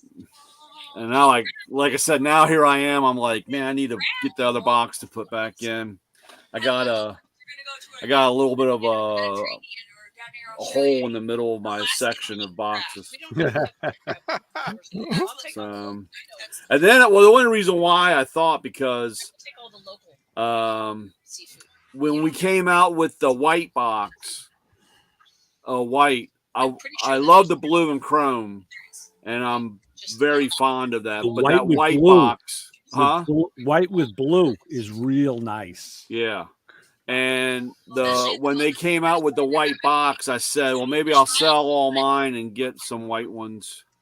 I love the white because the box that I have now, I'll have to take a picture of it, but I have the Mustang GT stripe on the bottom. Nice. Oh, that's So because cool. my Mustang's blue, it's not the same blue. I love our royal blue, and I have the white stripe, and then on the one locker that I had with the other box, I had the Shelby emblem, the GT 350 emblem, and the guy bought it all, and so then I figured I could put the white box and I'll put the blue stripe on it, like a 65 GT 350. Coolio. So maybe one day. And but I want to get these motors, and I'm going to try to figure out what I want to do. I got two top loaders. My favorite. Yeah, that I need to get up off the floor, and I don't know. I might make a stand for them so that I could roll all that stuff and make room. I'm hoping. Yeah. I love top loaders. 278 first gear. Yeah. That's I got top loader. I got a big block. I got a big block top loader and a small block one. And that big block one, man, that thing. It's got the big coarse input shaft. Yeah, on it. it's like That's the one one and a I half had. like 1.5 inches, or 1 7/8. It's huge. Yep, that's the one I used. It's awesome. Yeah. I mean, I would rev the motor up to like 6,000 RPM and drop the clutch. Yeah. The car weighed, 3,200 pounds. Yeah. It broke. Tastes like Yeah. tater tots. That was a sorry day getting rid of that transmission. I Yeah. don't even remember who I sold it to. Yeah, decided to mine. put a force- I tell you, mine went through a automatic at the cost. lot. Mine went through a lot of abuse, man. And never had a problem. Never. Tater tots. That's so weird. I don't remember what I did with that transmission with that super shifter. That Yeah. When I happens. decided to Sometimes go you just forget. automatic. Yeah. Yeah, I have no recollection of what I did with that transmission and shifter. Yeah. And the clutch. I had a Ram clutch and the bell housing from Lakewood. I got no idea. All I know is it had a 4-speed, and then the next thing I know, it had a Select Performance Turbo 400 with a brake. There you go. And I bought the transmission from Jimmy Barker. Interesting. Blood orange soda. And transmission and converter. And that was it. I was always Select Performance after that. Those guys they're awesome. The Alessi brothers. Yeah. Yeah, Look what I got crazy. for dessert. I'm holding on because it was frozen. Tater tots and fresh seafood. I'd be fine with all this fresh seafood. Oh, cheesecake. Look at that. Yeah. Where's that from? From the restaurant supply. Oh, nice. Seafood. Yeah. They make lobster mac is a whole ass thing. Oh my god. Oh, it's ready. Oh my god. Nice. I love it. There it goes. Maybe next time, or I can get Lego. Now that's the way I remember John, because last year, every time he came on, he was eating something. Yeah, Yeah. I couldn't eat this one. I had to let it defrost. Hey, Bought a whole. It's like the ones you see in the diner, with the paper between the slices Right. from the restaurant supply for Easter. I went in and I snapped out a slice, so I got a taste test. Good. I love going to the restaurant supply. That's the best account that I have. Yeah. It's amazing because I have to actually post photos of the stuff because you'll go in there and there'll literally be like a 5-gallon bucket of Campbell's baked beans. Right. What are you going to do with 5-gallon bucket of baked beans, But Open that's a what restaurant. Restaurants do. Yeah. 50-pound bags of flour. 100-pound bags of rice. I mean, it's just nuts, "Only the stuff Joel that's allowed in to there. I go mean, craps in this garage, and 99% of the Grandma stuff went that's in there I can't use, for the Right. house. But There's this redhead there who are gets, like, certain things angry, and so that you can get. the You know other what's really day, like the olive redhead oil came and over and, like, balsamic done vinegar? covering Oh and yeah. that guy right there. Way Oh, boy, cheaper than the redhead, supermarket. fling the bagel And Oh, we're yeah. talking grab it, good names, snarl, like rip Vigo, the big bite out of it, and walk away. brand name Just, stuff. Yeah. eat it with her So hands, and we they're buy like, that. and nobody got in trouble for that. He's like, The other thing that's good is, they have like those, like when you go to the restaurant, sometimes they give you these like black plastic like, I would grab the bagel dishes and with the snarl and rip it, clear and I'd snap turn around top. and be The like, lids, yeah. Yeah, for like take home.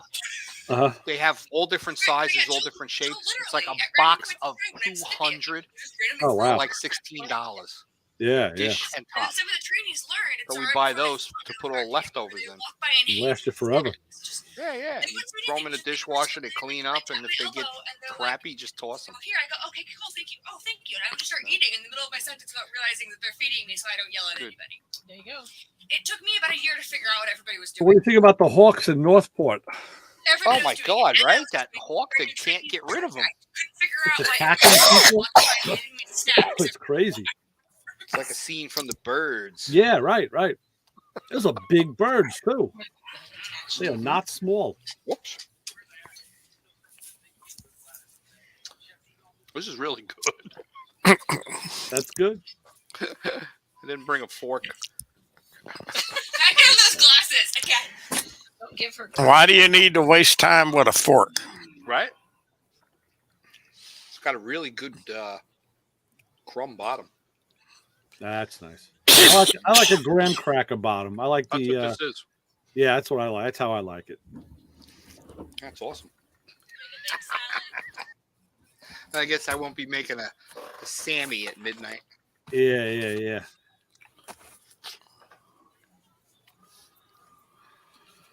Oh man. So Brian, you spotted yourself a Maverick. Yep, I couldn't believe it. I was driving along. I was driving. I had They to. bring that nameplate back and turn it into, what is that? It's an electric truck, right? Yeah, I It's a four-wheel drive truck. because they own Yeah, it. You know, all-wheel drive. Yeah. Yeah. It actually fits it, though, if you think about it. It's a good name for something like that. Right.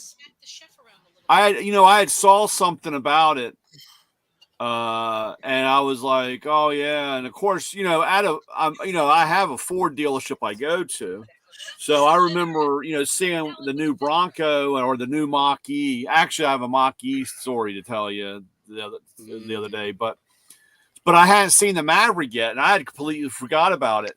And I was driving. I had to pick up some of that DEF additive for my diesel, for the tool truck. Yeah. So I pulled into a shopping center, and I'm going up going down to park at the end there. And I looked over, and I was like, what the hell is that?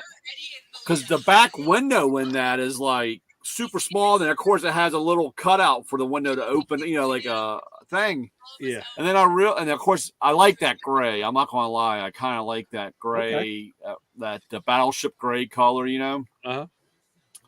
And I was like, what the hell? And then I saw on the tailgate, it said Maverick. And I was like, holy shit. I didn't realize they were finally out or whatever. Yeah. And I thought it was going to be bigger. Or I haven't thought it was seen one here yet. So maybe they're releasing them in certain cities. I've seen them up here. Yeah. I mean, it was like 3 months ago, I was at my Chrysler dealership, and there was one of those Grand Wagoneers with wow. Detroit tags on it. It had Detroit tags, and man, that thing looked beautiful. And I tell you, they finally got them in at my Chrysler dealership or Jeep dealership. And those things are beautiful vehicles. Big. I tell you, it's like almost like the Excursion. What's the ticket on those things? How much were they going for? 65 or something. Wow. It's my first house cost. Yeah. So, but it was really, and I mean, it was nice looking. But my Mach E story was kind of funny. I'm going down. We have a 29. It's a interstate type road here, 3 lanes, and I'm in the middle lane, and I'm going, and I had the window down in the tool truck, and I'm driving, and I can hear all this racket and noise, and I hear this car, and I have a backup. I mean, I have a camera in the back of the truck that's on my dash. I can see what's going on behind me. Uh-huh. And I looked, and it was a Mustang GT, a newer Mustang. And like those. I'm like, oh, that's all that noise. And all of a sudden, on the passenger side, I hear this, and I was like, what was that? And it was a Mach-E that he was racing. Yeah. And I guess the torque from the Mach-E just kind of showed that GT it wasn't the same, Yeah. But all I heard was the wind go by. Wow. I said, it's still an ugly car. Yeah. It is. And then all of a sudden, you hear all this racket going by, and I'm like, hang it up, buddy. If they would have just taken a Mustang body and made it electric and gave you the choice, I bet you they'd sell a boatload of them. Oh, sure. But that Mach-E is what, a 4-door car? Yeah, it's like a. It's kind of like It's like a little SUV. It's like a little, Pontiac. yeah. It's like a it's Pontiac like a Aztec. crossover. Yeah, right. It's like a CUV. Yeah, See, I don't like it. I think it's ugly looking. I do too. I agree. It kind of emulates the nose of a Mustang, the grill opening, but it doesn't.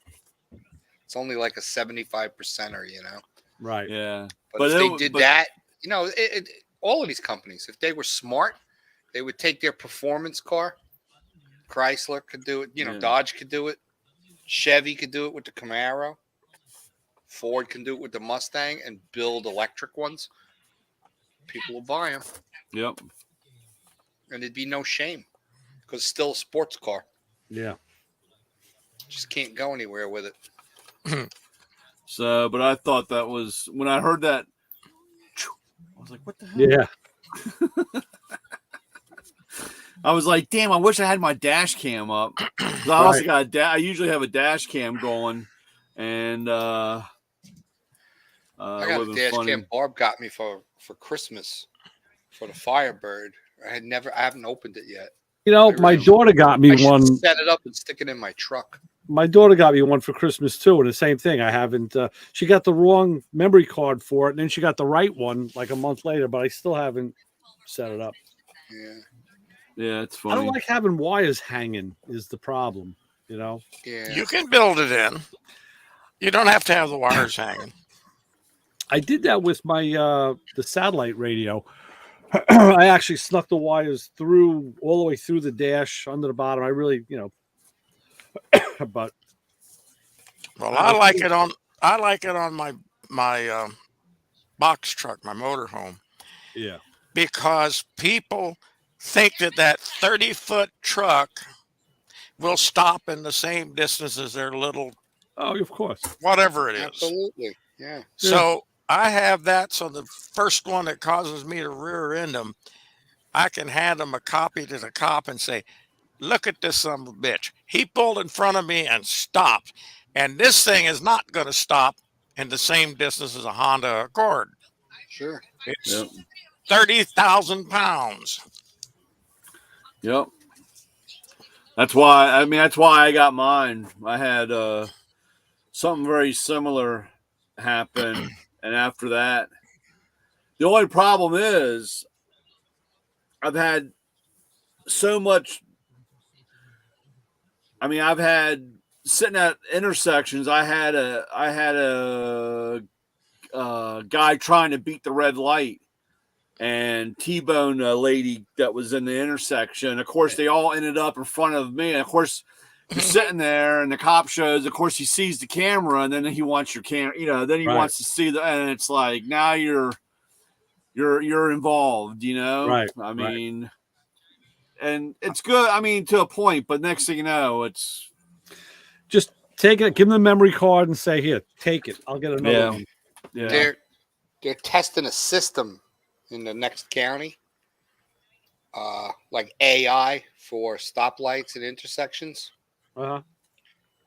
Cameras, just like the red light cameras almost, looking at the lanes, and the electronics know where the timing is at for on the yellow light going to the red light and then the green on the opposite direction. And if it sees a car coming in hot that's not going to stop for that red light, it automatically throws a delay on the green that's supposed to come on the other side. Oh, Oh, wow. nice. Will hold that lane in red until this guy blows through the red light. The only other thing it should do is when it holds that red, it should activate the spike strips in the lane. Yeah, right. Right. So they're working on this. Some tech company is That's cool. installing this in a bunch of intersections, and they're going to see if it works. And then DeSantis said if it's a good system, he's going to institute it throughout the state. Nice. It'll cut down because they showed all of these photos, these videos of, Oh yeah, of I've these watched idiots those. running red lights. I was watching on you. There's a YouTube channel that has all the compilations of those red light running, and now a lot of times there's an accident. Wait till you see the video I sent you tonight for Hall Yeah, Over. the boats. I'll have to watch that. Yeah, I watched. Oh my god! I saw something like that. Maybe you sent it to me a little while ago. It was boats all crashing in the same spot. Oh yeah. Oh, At the boats that are screwing up at the ramp. No, not at the launch. It was like race boats. Oh, okay. Sounds, but yeah. Well, this is there's a whole boatload. There's a whole bunch of these videos from this inlet. This is on the south end of Miami. Hall Over is the inlet, and the water is just boiling. I don't know when it's ever calm there. It's insane. It's I don't know, some sort of mixture of cross currents. And wait till you see what these people do. These total amateurs with their boats. Out of the water, nose first, people falling out of boats. It's insane. It's absolutely insane what goes on at Hall Over. Well, let's see. I'll bring it up over here. And the weird part is when you're looking at it from the view of the camera guy that's shooting it. You'll see there's a beach on the other side. Shit, people are falling off the boats. Yeah. On the other side is Hall Over Beach. That's a new beach. Who the hell would take a boat into water like that? It's the only way to get out from the marina. That's there. Oh, is it? Yeah. Oh my God, there's guys out there on jet skis. Yeah, the jet skis love it because they like jumping wakes all day long. That's with all of them. I mean, that's any time because when we would leave the bay to head out into the ocean, right? It was that same thing. You got that area of the different water. Yeah, and you would come out and we would be on the boat and they'd say, "Hold on, because you got to hit that thing." And man, it's like you don't know if you're going to make it. It's like they say the Hall Over Beach is the roughest cut on the East Coast. Wow. You got to see. Well, he's looking at it. Do you know what waves causes are that? insane. What causes that phenomenon with the water? I don't know. It's from it's the tide. Well, not the tide, but the current of the water from being like when you're in the bay. It's a different. Can't think of the right word. Salinity's different. But it's like cross grain of water because the water's one way and it's coming the other way and it has that turbulence, and then man, when you hit that, it's like unbelievable, and then all of a sudden it just smooths out because you get right past it. 3 shades of blue and green. It's got all different colors. Well, because when you get past it, you're in the Atlantic Ocean. You're in deep water. It gets deep fast. Yeah. So that's the real dark blue that you see further out. Yeah. The green and the white caps is the shallows. Holy shit! It's unbelievable what some of these boats do. Well, up here on the West Coast, it's in Oregon, up towards the Oregon-Washington border. There's a inlet there. People from other countries bring their Coast Guard over to train there Over because there.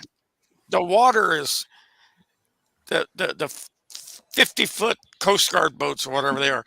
They'll go out and then they'll disappear in the trough. Yeah. Wow. And they'll come motoring up. And if you don't come motoring up, you're going to roll. Yep. And it is the roughest water in the world, they say. And that's why they bring their Coast Guard people to train. Yeah, haul over the peaks and valleys are pretty close to each other. Mm-hmm. So it's your boat hits it and then it slaps. And then depending on the angle that you're at, it may just nose in, or you actually drive into the wave and the wave literally just goes over the front of the boat. And it knocks people. It's all these idiots with these boats. I mean, some of them they're crap. Well, it looks like are hundreds of thousands of dollars. It looks like the bigger the long. Looks like the longer boat is doing a lot better. Yeah. There's a long boat with 3 freaking motors on it. Looks like he was getting through it better than the shorter boats were. Yeah. The big boats. But still, he flooded out the front. It. Have you ever gone? Have you gone through that, John? No way. That's a place to go sightseeing. I'm not taking my boat to Miami. That's crazy to trailer all the way down there. Guy's got 3 350 Mercs on this boat. There's other videos where you see fountains and cigarettes and a whole bunch of other like super go fast boats. Yeah. 4 or 5 motors on the back. I mean, there's one that a guy had, I think it's 6 400 horse motors Good all God. on the back of a boat. Wow. The thing's got like an 18-foot beam. I mean, it's huge offshore boat. It's crazy. Jeez. Well, down there, there's a boatload of money in Miami. Oh yeah. It's ridiculous. And why does everybody insist on putting little kids in the front? In the front. Yeah. What it is? I don't think these people even know what they're getting into. They grab the family and the friends. They throw the kids up in the V berth. Yeah. They and know it's now. Like, oh, yeah, I could do this. And then the next thing you know, people are flying out of the boat. The boat's flooded, taking on water. Yeah. Idiots. Absolute idiots. I sit and watch that stuff sometimes for hours. There's all of these videos about these jerks that can't get the boat on the trailer at the marina. Oh, right. Or this thing at haul over or other stuff, and I'm like, you got to be kidding me. There's a lot of videos of guys that just like crash their boats into other boats, into the dock. Yeah. There was a video I saw tonight. Remember we were talking about the container ships? Yeah. One container ship came in too close to a container ship that was already tied up. Uh-huh. And literally tore a bunch of those containers up. Oh. And when they were falling off the boat, they were falling onto the pier. Oh, wow. And they were going off like 3 or 4 at a clip, locked together. Boom! It's unbelievable. They started unloading the one that's stuck in the bay here. Oh, yeah? Yeah, we've had one stuck in the bay. They ran it aground and they were trying to dig underneath of it and get it out. And of course, it kind of, because of the weight and everything on they didn't want the boat to barrel roll, so they had to stop. And now they had to bring another one in, another boat, and they're unloading part of the thing from one boat to another boat in the water, which is like, that's hard. Yeah, and it's a complete cluster up here. See, guys, that's what they get for trying to put more and more boxes on those boats. Stack them up higher and higher and higher because we can get more merchandise. Sure, it's more money. Can you? So now we're waiting. I think they're trying to beat the time because I can't remember when it's they're hoping to have it. But they have to can't wait remember. for certain like moon tides to give you, Yeah, like, they're waiting a super high tide to help. Get it Yeah, out. we got one coming up, I think, on the 24th or something like that. Yeah. A super moon of a high tide with a high tide, so they try to unjam this thing. It's the Evergreen. I think if you look on Evergreen is a shipping Evergreen. company. Yeah, it's an Evergreen thing that's stuck out there in the bay. What a cluster outside of Annapolis here. I've been away from the ocean so long, I don't even know what half of the tides are anymore. I never Except catch I'm not the tide about to right. get out in them. Yeah. So nothing but fun filled and excitement around here, boys. Yeah. Yeah. I found a nice marina near, kind of like around the block from where I was keeping the boat. That we're going to keep the boat at this other marina. It's indoor storage, which is good. Get out of the boat, they wash it, they stick it in the rack inside. I don't have to worry about storms. I don't have to worry about anything. Huh. See, John, you're just getting lazy. No, not at all. Dude, look at that. You know what was even better? The guy falls out, he disappears. This boat is beautiful. Yeah, that's gorgeous. This guy's look at the way the windshield water out. goes over it. It knocked his windshield out. It knocked his windshield out. Yeah. Yeah, look at all Haven't that they water. ever heard of taking it a little slower? It looks like it's sinking. It's like probably is. It's going really. This boat is water. gorgeous. Boo. I think that's a PCM. Yeah. There's a bunch of stuff. There was, I think earlier, there's some Nortex. There's a whole. Those are high-end boats. You can feel the rock, like you said, the way it hits and grabs. But the bigger boats seem to get out of it a lot better than the smaller ones do. Yeah. There's one near the end that's loaded with a family, and it didn't last long. I did not like that at all, dude. That is not fun. Watch this. You see the guy on the left? Yeah. On the far left? Watch what happens. 3 guys, 1 girl. Yeah. Well, watch. Okay. Oh, shit. 2 guys. 2 guys, 1 girl. Beautiful. Oh, this is great. Totally, and they didn't even realize it until all of a sudden the guy's like, "Oh my God, where'd he go?" That's great. And they can't find him. He swam to the rocks. Oh shit! Right then and there, he could have run his friend over. Yeah, right. He swam to those rocks. Yeah. And you can't look when you're bobbing like that. You're not going to find anything. No. You know, all it takes is a little bit of planning and common sense. Yeah, absolutely. You know. So they're swimming or they're tooting around looking for this guy, and then he realizes, oh, there he is. He's over on the rocks. Unreal. Oh God! There you go. This is the best one. This is awesome. Don't you all know about overloading a boat? Yeah. Yeah. Well, a few moments later, that's such a wild color to the water. Yeah. Oh shit!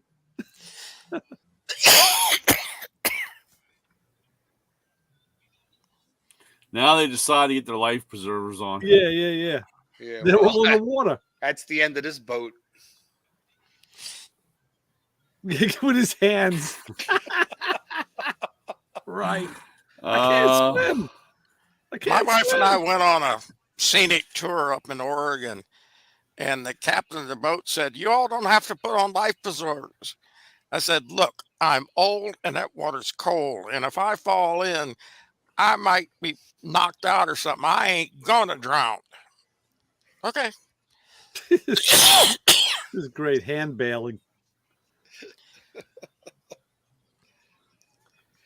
Well, this thing just keeps taking on water. Yeah. Yeah.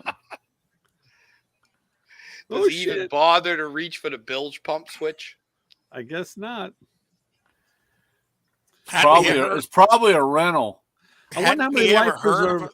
I wonder how many life preservers and shit. Look at them; they're all floating behind the boat.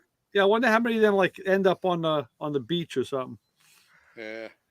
Look, jeez, he's just plowing. He's plowing it. There he goes. All move to the back. Yeah. Obviously, they don't know how to use a boat. No. God, no.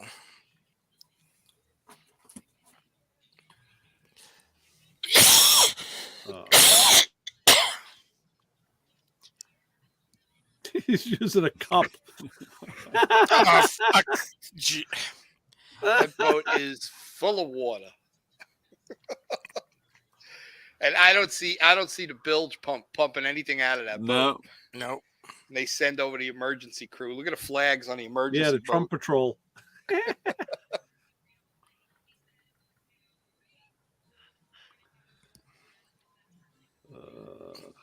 And a jet ski. That's not bad. Yeah. Well, there's the pump going now. Yeah. Yeah, when they're all out of it. That's a nice boat. Jeez. That thing's awesome. That's the Nortec, Nortec. yeah. Yeah. Yeah, Quad Merc Racing 450Rs. Jeez. I remember when Staluppi had a 52-foot Nortec. Wow. 52 foot. No joke. Wow. Look at this thing. I can These just waves feel are that. tossing this thing around like as a little potato chip. Yeah, you can feel that thing hitting. Bang.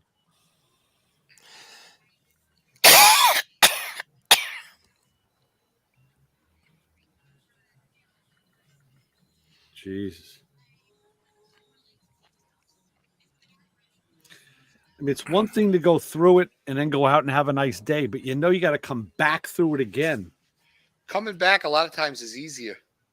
Why would that you be? wind up riding up on top of the wave. Oh. Depends on the time of day. Okay. Yeah. But guys, I got to get out of here because bathroom break. Oh, these guys. Oh. Yeah, watch this guy. It's not going to end up good for that small boat. No. Man, when that thing smacked the bottom of that boat, you could like a belly flop. Yeah, you can feel it. Look at this. Holy shit. Jesus. It's like, talk about a wheel. Whoa. Yeah, he's lucky he doesn't just knock the bottom of the boat out. Yeah. Jeez. Man, that's some air. That's getting some air. And think about how heavy that boat is. Yeah. What it is. It's the way the current comes out and the current's coming in that causes that turbulence there. And you're right, John. Like when you're coming, because I don't remember when the time that we went out. I mean, we got the times that we did that. Coming back wasn't as bad, right? Because you're riding up on top of it. Because you're on top of it coming back in. Yeah. It's another nice I don't know one. what that is, but that is the weirdest looking boat I've ever seen. Yeah, it is. Yeah, it looks like Look a humpback well on the front. It's like a pontoon mix thing. Yeah. Whoa. Yeah, it's weird. He's using such a long lens. Yeah. And it literally looks like these boats are going to crash into Right. each The other. depth of field is compressed. Yeah. That's an oldie. Right. That's like SS a minnow. Yeah, exactly. Looks just like with a SS minnow with a tuna tower. Yeah, that's what happened. 3-hour cruise right here, baby. Yeah. There you go. Man, some serious. And that's an ocean-going boat. That's some serious fishing poles on that boat too. Look at the size of those freaking things. They're going for marlin. Could be. Yeah. He's definitely going offshore. Yeah.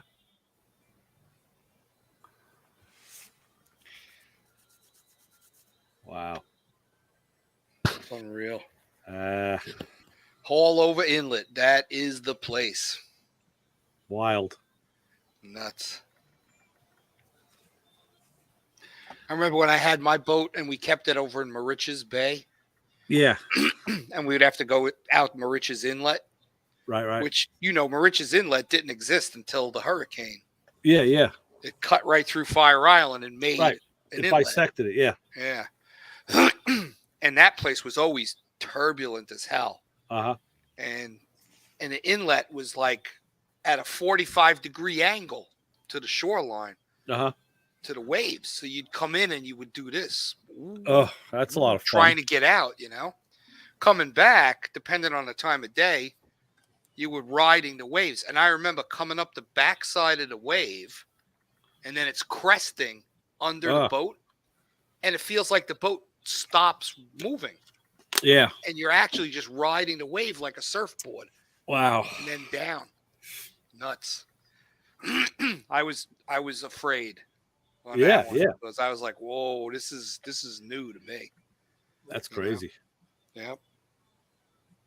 And that was a pretty big, well, it wasn't a big boat, but it was the biggest boat I ever owned, because it was my first boat. That was a 27-foot cabin cruiser. Uh-huh. So that was like a motorhome on the water. Yeah. Unreal. Small block Chevy. Yeah, nice. It's crazy. Yeah, I can't remember what my buddy had, but we were out, and of course it was always put the big guy. I was the weight control. They moved me around to move the prop up and out of the water. It was either like, okay, the big guy moves up, and I'd go up, and of course you'd bring the prop up out of the water, a little bit, so if we were kicking it, and I'll never forget. It was my buddy's. His name is Johnny Walker. Is his nice. That's his name, and so I'm sitting there, and his cousin's Blackie and Red. Just about, yeah, and. So he's facing me, and I'm looking back. He's facing forward, and I'm looking back, and of course I didn't know anything about a boat. Still don't know anything about a boat. But I was like, "Hey, Johnny, is the water supposed to be coming out like that? Because the village pump, the pump, and I mean it's just like it's like an elephant taking a piss, dude. I mean it's just a full stream, Yep, that's the way mine is. It dumps water fast. And so, John looks back and looks back again. Because, man, I don't know, man. It's not normal, Left the plug out? No. So he lifts up where the motor is. It had a small block Ford in it, I think. And he picks up the cover, and there's water all the way up, like up to the intake, It's like taking on water really bad, So he's like, man, we got to get this thing out of the water, So we all get around on the boat, and my other buddy, Rob, we got down by the shore or close to the end, where you dump them off. And Rob jumped out, swam to get the truck and the trailer, and to meet us, man, John comes in hot, man, right on up, gets up into the trailer, all in one big shot. We all jump out. We're all like, man, thank God. And the water is just pouring out of this boat, dude. And what had happened, we had caught a crab trap, and it ripped the seal from where the outboard came out. Oh, yeah. So we sat there, and we took it back to the place we were staying, and we were on the ground floor of this. I guess it was a townhouse that we were renting or something. And we came around back, opened the sliding glass door, and drove the boat. I mean, it was a trailer, backed it up into the living room, and we disinfect. I mean, we took the whole outboard, the whole thing off, and went down and bought a new seal and put it all back together, and we were back out on the water, man. Oh, wow. It was funny as hell, man. We're like all running around, and it was funny because we had to grease up the seal, and we're like all looking around, and Jenny, my wife now, but she was my girlfriend. She's like, well, I got this a Vaseline lip balm thing, and we're like smearing that all in, putting the seal. I mean, it was a mess, dude. We had that whole out drive, all that stuff torn apart. Get the bottle of Crisco. Yeah, man, I tell There you, you threw that thing all back together. Wham, bam! We were back out on the water. You know, Need the that thing was Filippo- taking on water, man. It need was the like Filippo crazy. Berio olive oil. go. There you go. Yeah. You gotta have that. Right. So Oh, that's we something. backed that thing right on up because it was pouring down rain, or I don't know why we didn't do it else. It was raining or something. And Yeah. ripped that thing apart right there in that guy's living room. Why not? Oh, it was crazy. Those were the days. Yeah. So I can't believe it's Easter weekend already. I know. Yeah, I know. I'm looking forward to it. Barb's cooking a big lasagna. We're going. We've got to make lasagna. We're going to go out to this place in Limerick called Livorno. Really nice and really good Italian place. Yeah. The guy will come over. We've been there a number of times, and everybody has a thick Italian accent, even the young guys. And they'll read you the menu and the specials. He's there for like 10 minutes. I mean, so long that you forget. Like, what was that first thing I heard? Yeah. And they go through the whole 9 yards, and then he'll tell you, listen, if you want any kind of a veal or a fish or a chicken or a beef or whatever you want, if you want to do it any way you want, just tell me and we'll do it. So I said to him, like, so what'd you read all of that shit for? Just tell me whatever you want. Wow. Because we've changed things. We've changed it up, and they always do it.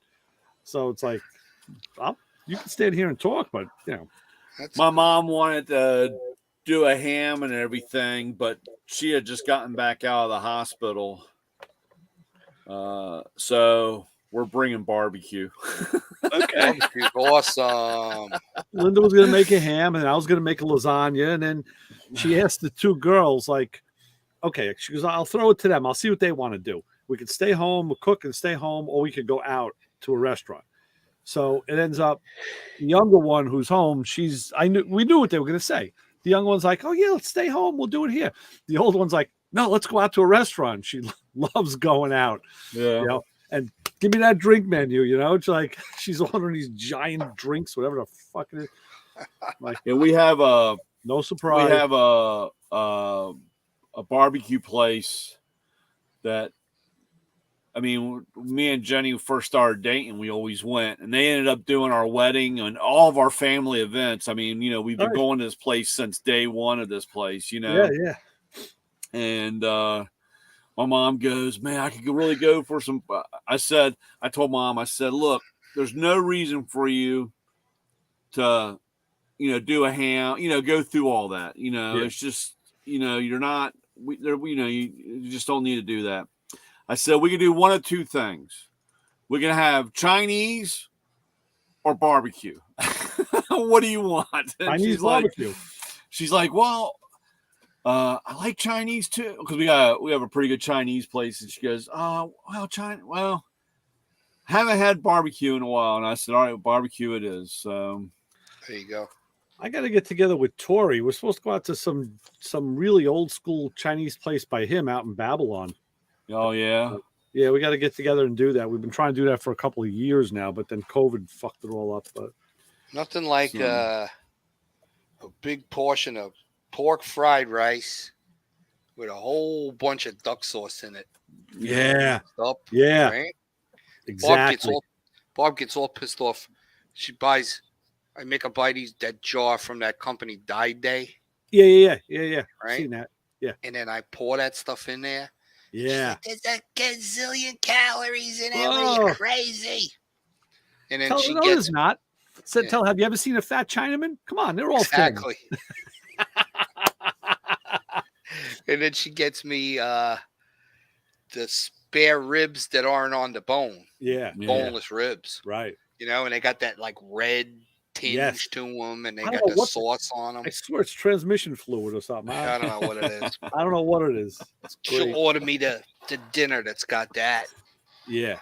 And I eat that, and then like fried wontons and wonton soup and egg rolls.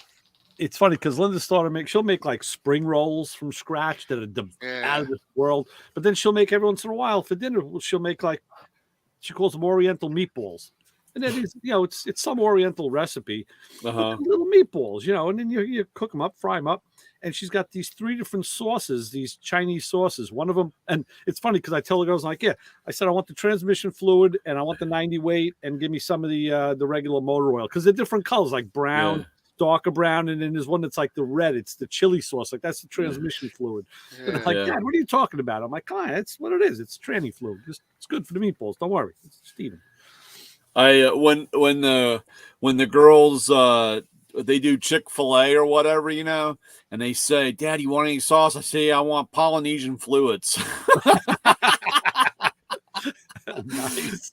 So it was funny. So we were going through the drive-through at Chick-fil-A, and they said, sauce, please. What kind of sauce do you want? I said, Polynesian fluids. And they were like, Polynesian fluids. And I was, sounds kind of best weird. Chick-fil-A though is that freaking peach shake. Yeah. With the chunks of peach in it. Oh. Really?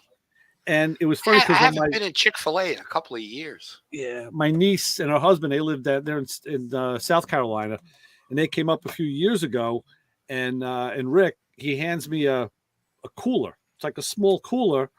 And I figured they had it on the trip. He wanted me to like dump the ice and, get rid of it for him. All right, I'll take that. And he goes, no, Ray, that's for you. That's for you. I'm like, Rick, what the fuck do I need a freaking styrofoam gas station cooler for? What the hell? Come on, I got a Yeti downstairs. No, open it up. And out came this, like the steam. It was filled with dry ice. And he had 6 big Chick-fil-A peach shakes in there. He goes, I know how much you love these. So they made it all the way from South Carolina. Wow. Cool. Yeah. That's crazy. Yeah. Oh, that's great. Yeah, it's good stuff.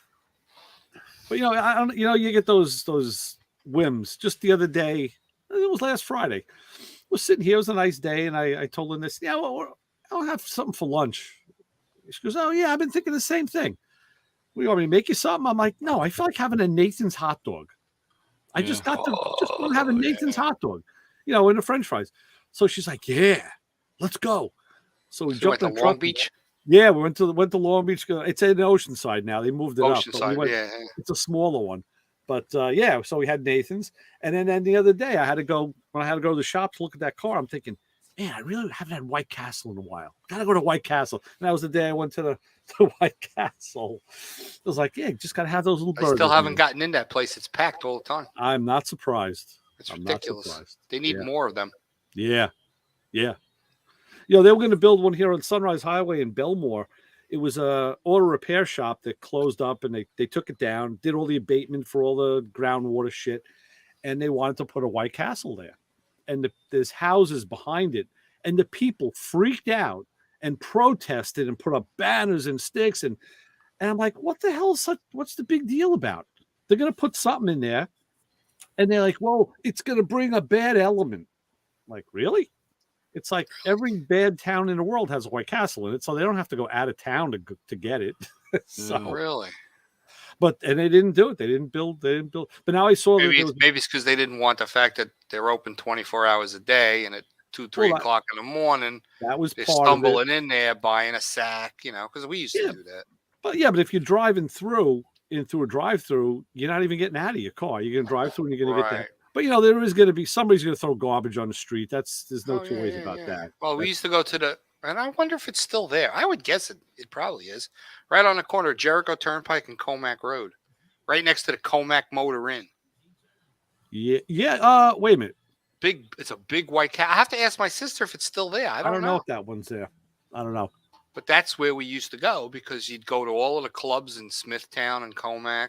Right. And then when you were done, or if you were finished at the Comac Motor Inn, right, you just walk through a hole in the fence. Yeah. And we would go inside White Castle, right, shit faced, and order a sack or whatever. Sure. And sit there with the and the place was just full of drunk and stoned assholes. That's how I started. And it was a mess. There was shit everywhere because nobody wanted to come out from behind the windows to clean. That's how I met. At 3 o'clock in the morning, 4 o'clock in the morning, that place was a disaster, but the food was good. that's how I started meeting guys from Brooklyn. Because I went to one in Limbrook, and everybody was coming in from Brooklyn, and bang, there was White Castle, and they'd go to the clubs, like go to Speaks or whatever, Uncle Sam's. Yeah. On the way back, they're on Sunrise Highway, and there it is again. So Oh, 3 a.m. You're meeting all these guys. Like, yeah, you're from Brooklyn, aren't you? I can tell. Yeah. That's so cool.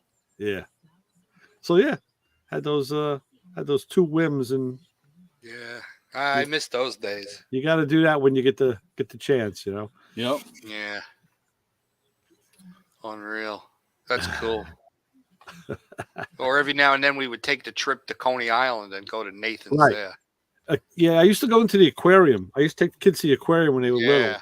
in the summer. I haven't Yep. been there in a long time now. Take a little ride on the Cyclone. Right. And is it I don't going know. that The way? neighborhood. I think the neighborhood got so bad now you don't even want to be anywhere near there. But it flipped again. There's a lot of Oh, yeah? Russians down there. Yeah, and it flipped. They keep Coney kind of cool because they know it's a tourist attraction. So they Yeah. pumped a lot of money into the boardwalk. They rebuilt the Cyclone. Oh, that's cool. They put money into it, and now they got the ball field there. It's like the AAA field. Oh, wow. It's like I think it's the Yankees farm team that plays there. The Cyclones. Yes, they're called the Cyclones. Cyclones. The other thing is then when we go that way, we jump off the belt at Cross Bay and go to New Park Pizza. Okay. That's an old school pizzeria. It's been there for like 70 years. Wow. It's like old style thin crust slice, crack it. it in the middle. Yeah, Yeah. That's the best. you're in John Gottieville down there. That's where I had to go to collect the money for those air tools. Oh yeah. But on the other side, it was just up on the other side of the highway, Ozone Park. And the same thing. I said, New Year's Day. I said, perfect. I said, like, can I come I'll come in the morning. Because I figured nobody's going to be up yet. It's New Year's Day. They'll all be sleeping late. And they were. The neighborhood was dead at like 11:30 in the morning. There was nothing going on. I'm like, oh, thank God. That's Up great. off the Van Wyck, right off the Van Wyck, just to the it's to the west side of Van Wyck.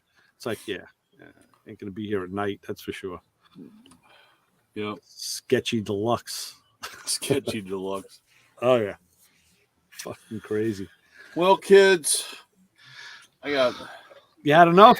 Well, I had nothing but computer problems all day. I Really? went half. Oh, really? Oh yeah, dude. I got this new program or software, and so far the transition wasn't too bad. And I think this is like my third week, and today I went half the day without my credit card machine. Couldn't get it to work. Oh wow. Then when I try to make a sale or collect money, I couldn't do it. I lost over 2 hours, almost 2 hours effing with this damn thing. There's always a way. You got that the handwritten receipt. Oh well, that's and you put your hand out, put the money right here. I got to the point. Of course, I called in for tech support, and they told me it was 59 minutes wait time or something like that, and I'm Sorry. like, Oh, God. I said I can't have this, and like I said, this whole week, Monday I had a freight order coming. I had a 120 pound or 120 gallon air compressor delivered to a shop that was being dropped, and then they were supposed to drop a YF 1234 AC machine to me, and so I get the phone call, and the lady's arguing with me, and this, of course, this is typical. She's like, well, the compressor's being dropped off at your house. And I said, no, the compressor is not. I said, it's supposed to be delivered to the shop. I said, I have no way of moving it because, of how big the tank size is. And she's arguing with me. And I said, what's the address? And of course, my address is 1308. And the shop was 13,800. Oh wow. So she's arguing back and forth, and I finally said, lady, I said, look, I said, I don't have time for this. But the compressor is going to this shop, and it's 13,800. I'm 1308. I mean, the streets aren't even the same, but Right, she just right. she just saw the beginning and knew, and it said it was my house, Yeah. And of course, I told her it was wrong. Then she wanted to change it, and I was like, no, just leave it the way it is. That's supposed to go there, and of course, I was supposed to get the AC machine between 10 and 2. It didn't show up to my house until 5. Oh, great. So I missed Monday altogether. Wow. And so that put me behind, and then of course the computer problem today was just so I got a little bit of time left. I got to make sure I get it on the right day. Got to do a little adding, because of course at 5:20 to that at 5:20 everything worked right. My credit card machine came up, was working, my program, everything was, and I'm like, yeah, because all the other dealers were done for the day, and it unloaded the system. no, I don't know, The network, but man, what a cluster, man. Yeah, that's so. I was like, I just hope tomorrow when I got to run credit cards, right, it works, because right. if not, you might see something on the news about an explosion in the. We just saw that suburbs in of DC. That just happened in the subway line. We just saw that yesterday. I know. I called my brother because he's out that way, and the guy that that dude that they arrested was like 5-6 blocks up from where my brother lives. Really? Oh wow. Yeah. I realized something when I was watching it on the news. They showed the entrance from the street down into the subway, and they always have the letters, like the F, the R, whatever. And the letters that line is DNR. I'm like, oh my God. Oh yeah. Yeah. Wow. That's kind of freaky. But the R train, they've been complaining in the Daily News. People are writing in because it's just one line to service such a big area, and there's other lines that they wanted to see reopened and but the MTA just isn't doing jack shit. And then the MTA goes saying, oh yeah, well, a lot of these cameras weren't working. So Ray Kelly, who was the police commissioner years ago, I don't even know what capacity he's in now, but he's got some kind of official capacity. He was railing against Adams. He says, with all the billions in federal funds that this city got for infrastructure and safety, we have cameras that aren't working in the subway. Come on. Yeah, it's crazy. He was hot. Yeah. Yeah. But yeah, this guy was, he was armed for bear, man. Had that U-Haul loaded up. Yeah, really. Yep. Crazy. No, yeah. All right, guys. So I'm gonna pray to the credit card gods that everything goes through, because tomorrow I got a busy day tomorrow, and I cannot sit here and write hand tickets all day. No. So all right, well, for Lewis Lee and his new bus and Aquaman Brian, you just go get some Polynesian fluid for the credit card machine. Of course, Chassis Johnny, how do we end this shindig every week? What do we say? Don't follow us home. Unless you got cheesecake. Cheesecake tonight, baby. Oh, the cheesecake was good. If you got chocolate chip cookies. Yeah, cookies are good. Or maybe Ritz crackers and some cheese. Cream cheese with jelly. Cream cheese with jelly, or I got a good one for you. Scoops. Those chips called Scoops? Yes. Okay. Yes. So you open the bag, you get yourself a dinner plate, and you lay out a whole layer of those touching each other, compact them up nice, and then you go in the refrigerator and you grab a bag of shredded sharp cheddar cheese. Okay. And you sprinkle it over the top of that. And then if you want to make it even better, you get some shredded mozzarella. Over there. You throw it in the microwave for about a minute, and you've got melted cheese on chips. Delicious. if we could take just a few more minutes to divert to the stovetop and throw like a pound and a half of chopped meat on there that we saute up with some That would be some awesome, Bulldog right? And then taco if you're gonna seasoning. do that, then it's kind of like a taco. Yeah, You can well, it's like season it up nachos. and Yeah. or nachos, and then you Right. get some sour cream, and you go Yeah. flop, flop, flop. Sour cream, right? Oh my god, it's like going to Hot sauce. like going to You have Applebee's. a can of chili. You got to have Yeah. a can of chili on that. That's me right there. We'll put a Yeah. couple of boneless spare ribs in there too to make it to even it out. Look, I got a- guys. got a I can need. that- I that I don't bought need this. years This ago like, old. come on. We're not supposed to end it like this. We were in some general store that had a whole bunch of weird stuff, and there was this can of like stuff to make chili with, you know. Yeah. And it was called "Don't Make Me Open This Can of Whoop Ass." Yeah. I've seen Had that. a dude Yeah, with two guns, I've seen Yeah. that. kind of like Yeah. Yosemite Sam. And Right, I right. bought that. It must be 12, 13 years ago. Wow, And I stuck it up on top of the refrigerator, and it has Yeah. not moved since. that's cool. It's just That's cool cool. looking. It's a funny Yeah, can. that's a keeper. Don't make Nice. me open this can of whoop ass. Nice. Now, Oh, I yeah. now I got to go fix some Carolina dogs. Nice. fellas. Oh yeah, that'd be good. What's a Carolina dog? It's a hot dog with Split 'em. coleslaw and chili. Oh, that's good. Yeah. That's why when I sent you those pictures that one day, I didn't have time to make some coleslaw.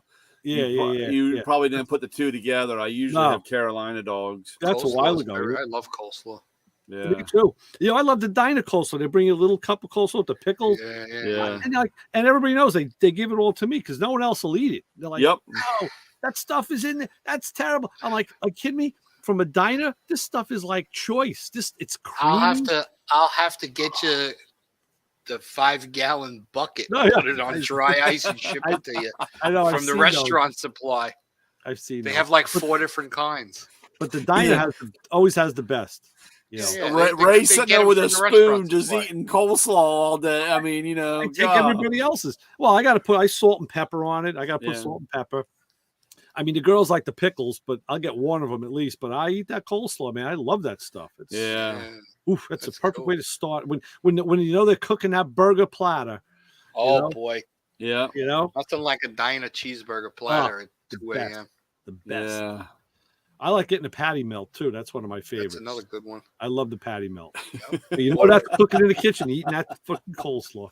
Belgian waffle Yeah, with yeah. ice cream on it. Oh yeah.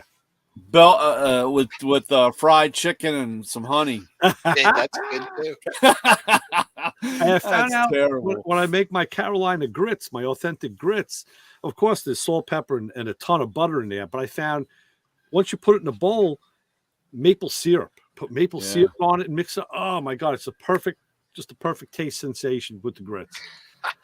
I Yeah. usually make like 3 eggs. I put the eggs on right on top of it and just eat it all like that. Just There you go. That's my I made so tonight was barbecue chicken I had, and that's the final touching when nobody's looking. I put a little bit of honey across that, and Nice. man, I tell you, they're like, what's that? What's that sauce? What are you doing? What's that?